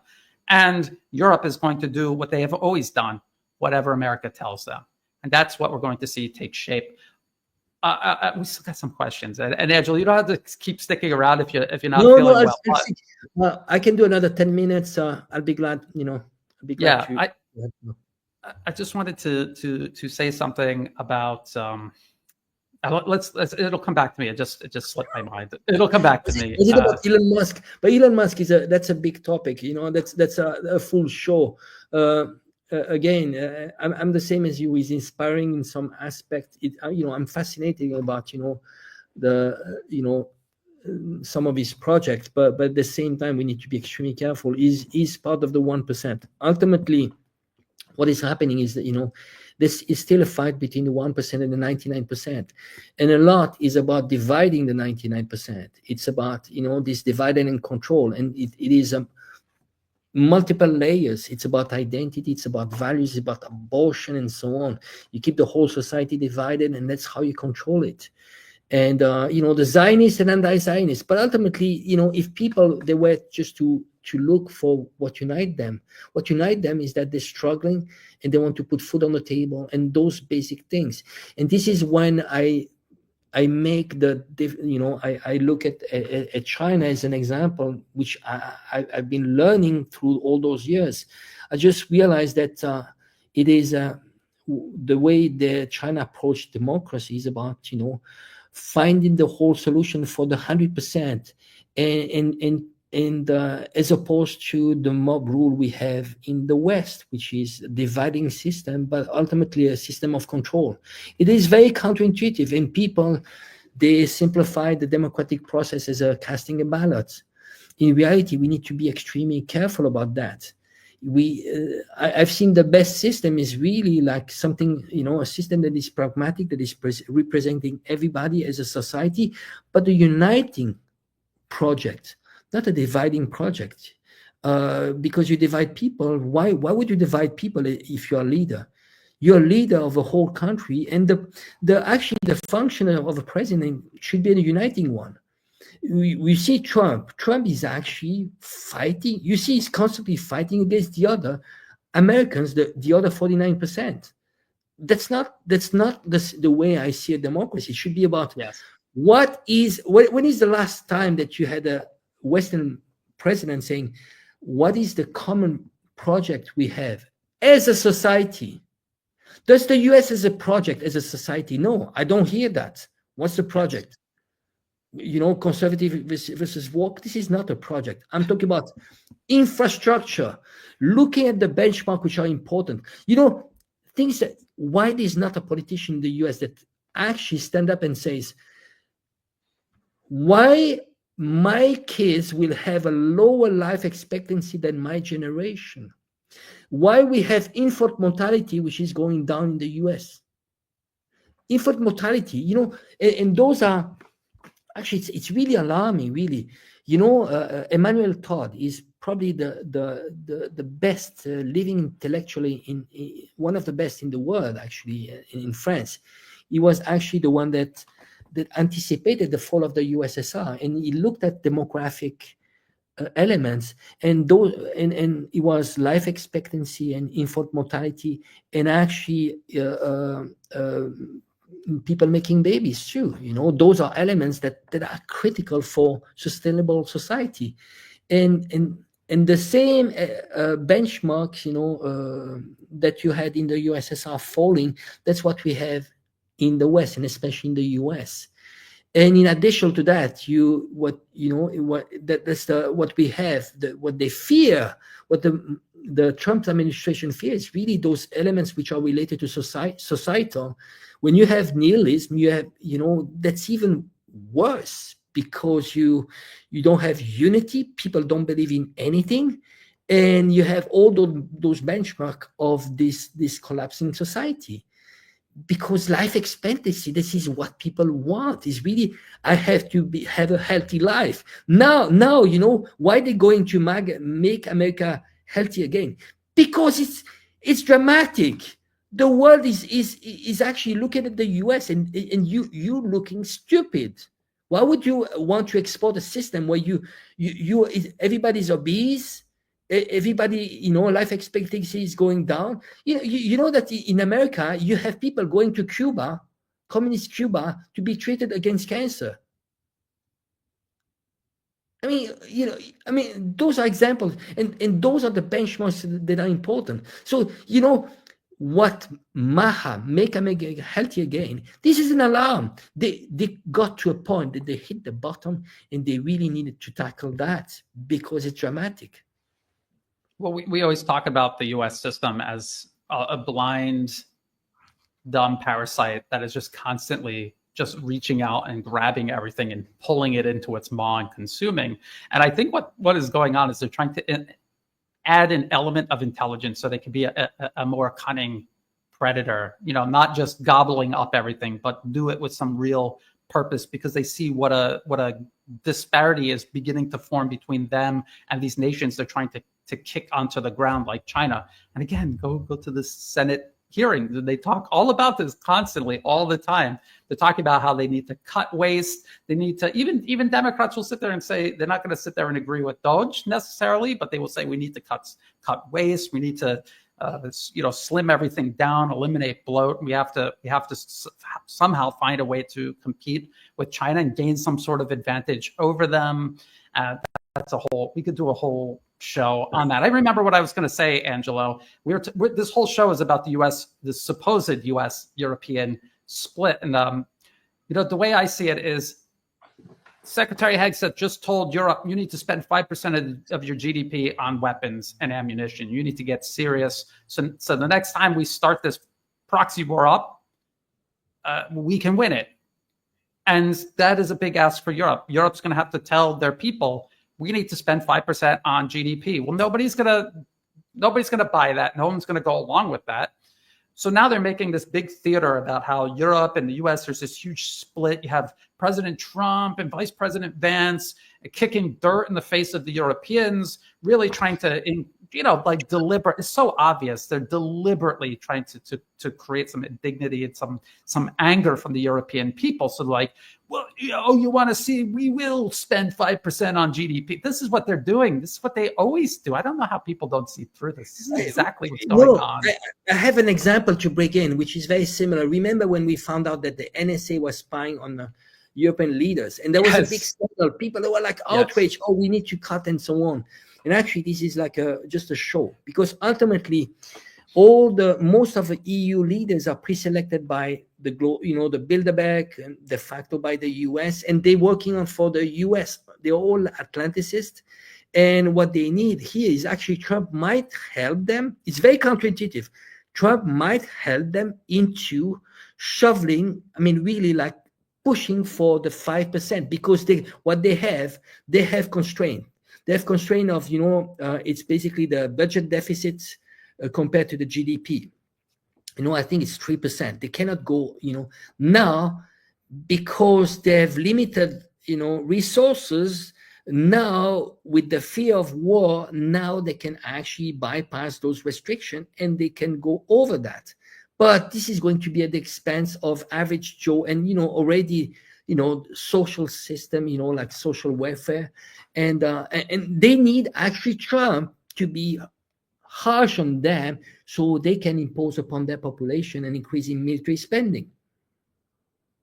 Yeah, so it's a ploy. Essentially, it's a ploy to get to rile the Europeans, to get them to do what the U.S. told them to do, to at least do it more efficiently and more with less kicking and screaming, I guess, would be a good way to put it. Let's see. We just got a couple left, Angelo. Do you think the Sino-American War will start during the Trump second term? If so, what are you doing to prepare to survive such? Nobody knows, and nobody knows what is going to happen when it unfolds.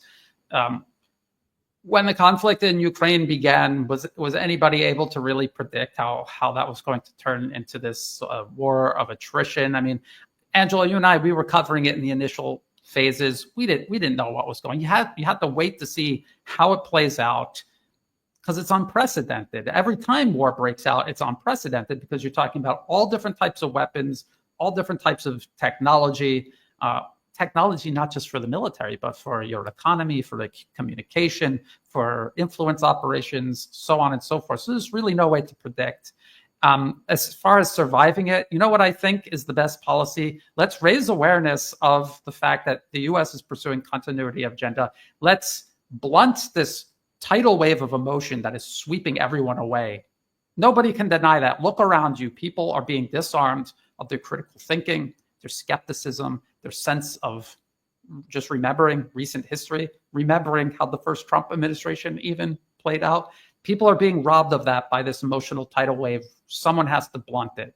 Like, I don't want to be the one to rain on people's parade, but if that gets people skeptical again, engaging with their critical thinking, asking questions instead of just allowing it to sweep them away, then that's what we have to do, because it's better to prevent World War III than try to think of some strategy to survive. Brian, do you want to touch just a little bit? What would you do as an individual? Maybe that's part of the question.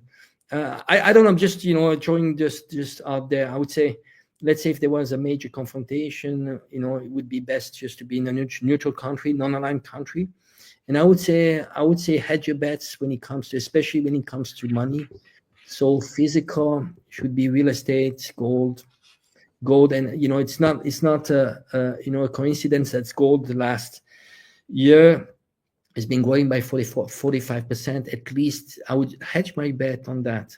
Have physical gold, and but neutral country, non-aligned country. So yeah, that's all I would be, and self-sufficient. At least the country needs to be self-sufficient. Yes, self-sufficiency. I'm here in Thailand. This is a huge topic here in Thailand. The kings of Thailand, for at least the last 2 generations, have promoted self-sufficiency in terms of, make sure your country can do everything on its own, and then trade and interacting with other nations. That's extra that you can do. And then even you as an individual, as a family, make sure you're growing food for yourself on your farm before you're growing stuff to sell. So, and then there was an economic crisis here at the late 90s. This is long before I was here. And people who were following that advice from the King of Thailand, they didn't even know anything happened. And the people who completely depended on the international system that sucked them in and then pulled the rug out from under them, those were the people jumping from high rises. So self-sufficiency, that is good advice, I would say, at any time in history. As an individual too, actually I forgot, but you made an extremely good point. Is really being self-sufficient. If there's, if it gets to war, really bad, I would say even as an individual, you need to be self-sufficient, being able to grow your own food. I think, and as countries, this is actually what this multipolar world is trying to advocate. Is really like globalism has gone too far. You need to be self-sufficient if there's any tensions. Exchanges, free trade is good, but up to a certain extent.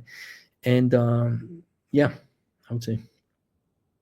Yes, maybe we can do a whole show on that. And I've been meaning to, because I have an old video from a few years ago where I did cover self-sufficiency in Thailand. It's an incredible philosophy. I personally live by it, and I think there's a lot of wisdom there to share.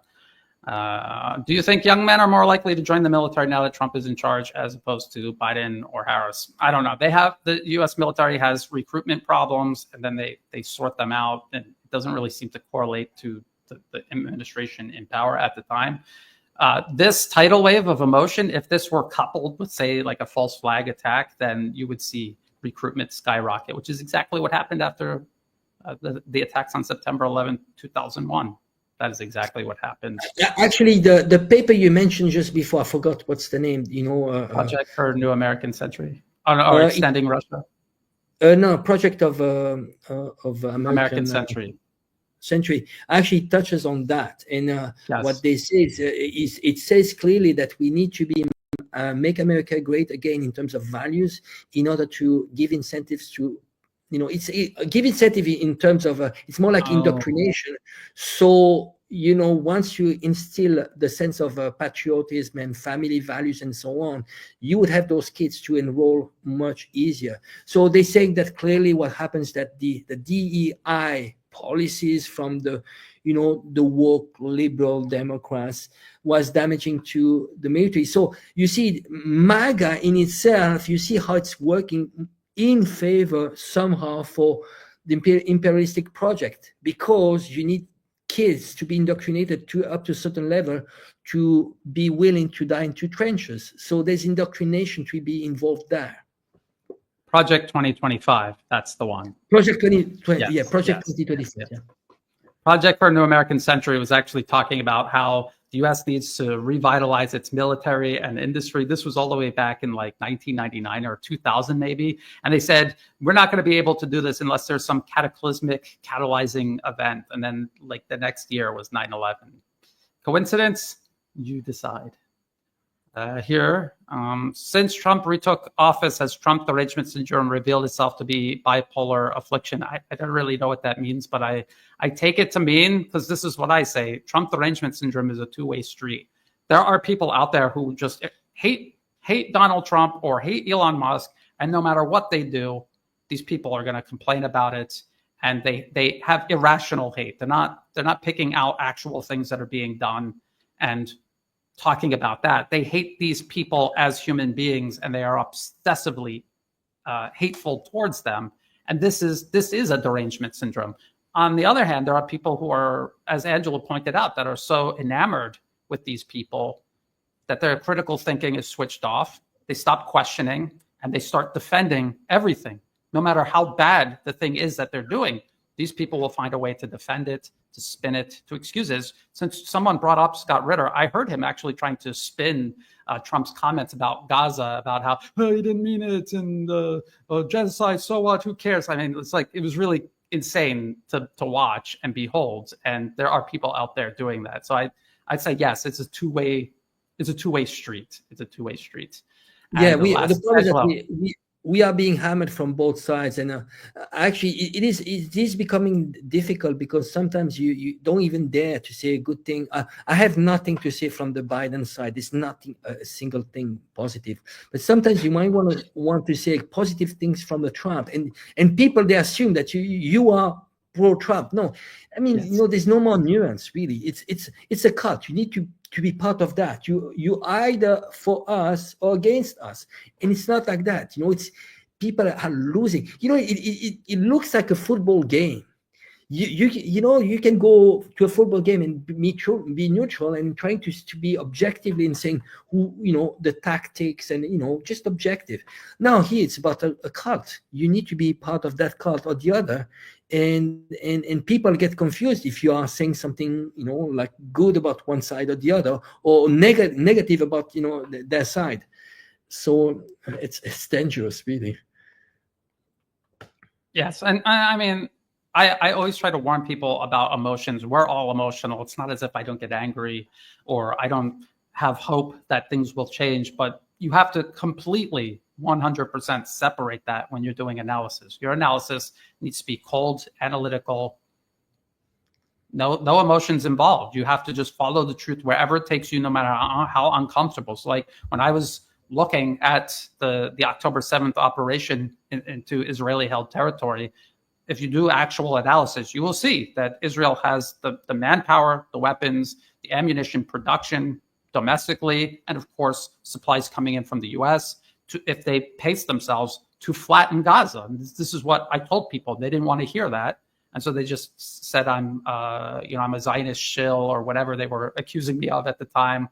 And it turned out to be true, because that was cold hard analysis. It was an answer I didn't want to see or believe, but that was the answer. And so you have to accept it no matter what. And this is what we all have to, everyone is challenged with this every day, even in their personal lives. And it's up to us every day to choose whether we're going to rise to it or succumb to it. Last one. This is the last question. How much, Mike has asked a lot of questions, and thank you, Mike. They're very good questions. I know you had more, but we have a limited amount of time. How much does the average congressperson know about U.S. imperialism? I have a hard time believing that people like AOC or Rashida Tlaib, I don't know how to pronounce that, my apologies, support these policies. I don't know who the second person is. I don't really follow left, right, Republican, Democrat policies. I do listen to the hearings in the Senate, because that is important.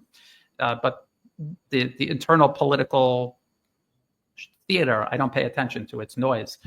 I will say again, go listen to this. They know America's an empire.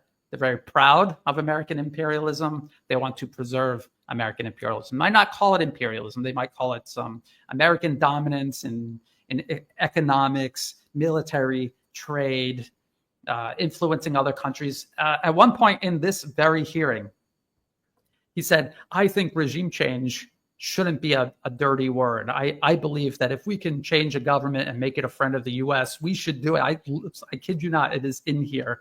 Let me share a trick for people. Most YouTube videos like this will have show transcript. You click on that and it opens up here. And then you type in the phrase that you want to find. So like regime change, you just type it in. It says, 2 words seem to be dirty words. Okay, people, we don't want to hear it and we shouldn't be doing that. I don't share that opinion. As a matter of fact, I believe that when we can, we should turn enemies into friends. So he's talking about using regime change. So that is what is actually being said in Congress. So of course they know all about American imperialism. They wallow in it like pigs in mud, happy pigs in mud, and they love it and they're never going to give it up. So the idea that President Trump and his administration, who has supporters in these discussions, going along with it, they're not ever going to give it up. They're just but Brian. But they know better what is best for those population. And they are selfless, right? They are selfless. We know better what is good for China. What we are, come on, Brian, we're bringing them democracy and freedom because they're not free.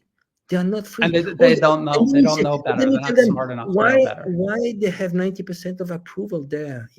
This is a Western-funded institute. Why they have 90%? But they don't know. They are not happy, but they don't know it. Right? Yes. And Angela was joking and being sarcastic, but actually that is the tone that they have in the Senate, in the House of Representatives. I do think that maybe some people, it's delusional, but there's a sense of superiority behind this. When you assume that you have a manifest destiny, and you assume that, we have that in China. You see, a lot of people that arrive in China, the first reaction is really like, oh, maybe I have something to bring them, to teach them. And it's true. It's true. Many people, they think, because you're US Western centric education, we learn about only our education and our values, and you think that maybe somehow you can bring in something. What happens is that it's a humbling, journey, and ultimately you just realize that you don't know much. And by looking from the Chinese perspective, you realize that our own world is messed up. But ultimately, I would say that everybody needs to deal with their own stuff in their own home. That's what I mean. Because why would you have your neighbors to come into your home and say how you should manage with your own family and whatever is happening in your kitchen? No. And that what happened, really. And I think some are genuinely, maybe they really believe that they have something to bring to them, right? Exactly. Yes. White savior complex. Because I see it here in Southeast Asia. And it's funny because people always accuse the right-wingers of being racist. And there are a lot of them who are just overtly racist. They think non-white people are inferior and white people should just do whatever they want anywhere they go. The funny thing is the left-wingers are also racist, but it manifests itself in a different way. Just as you were saying, Angela, they look at Thailand, they're like, oh, they're not doing democracy and they're not doing all the things that we think are the best idea that there is. And they're too dumb to know that this is better for them. So I'm going to help impose it on them. They're the ones that are taking the NED money oftentimes. Some of the fake NGOs here in Thailand aren't even founded and run by Thai people. They're founded and run by white Americans. It's insane. And that's the mentality they have. These people are too dumb to know what's best for them, and we're going to impose it on them for their own good. And if you talk to them, they really seem to believe it, just like you say, Angela. They really seem to believe it. If you're an honest person and you come from a society that encourages supremacist thinking, just come here and be quiet and listen. Then you're actually going to learn something. I was in Thailand last week. And you come across. Thailand is a huge hub, CIA hub, and NGOs for the whole Southeast Asia. You know yes. that. Yes. And I come across those foreigners, Westerners, and actually when you ask them what you do in Thailand, they actually, when they say I'm from an NGO, it's like a status. They actually feel, just by saying that, they feel they are contributing to something which is bigger than themselves. It's like a divine mission. Because I really believe, they really believe that they're bringing something, but they don't realize that in reality, that's the white savior complex, that in reality, they are there to disrupt and contain, because it's a containment, behind that agenda is a containment policy. It's how you can keep them poor and keep them, vassalized. Yeah, and I would say this. I mean, obviously, my parents brought me up to be a good person, but some of the most important lessons that I've learned as a human being have been from Thai people, just teaching me from their perspective and showing me the way they do things. And it is a completely different approach. And if you stop judging everything and looking down on everything, you just listen and learn. It never hurts to learn new things. And I have to say it has made me a better person. I can see who I was before and who I am now, and the huge difference that has made, especially in terms of empathy for people that are different than you.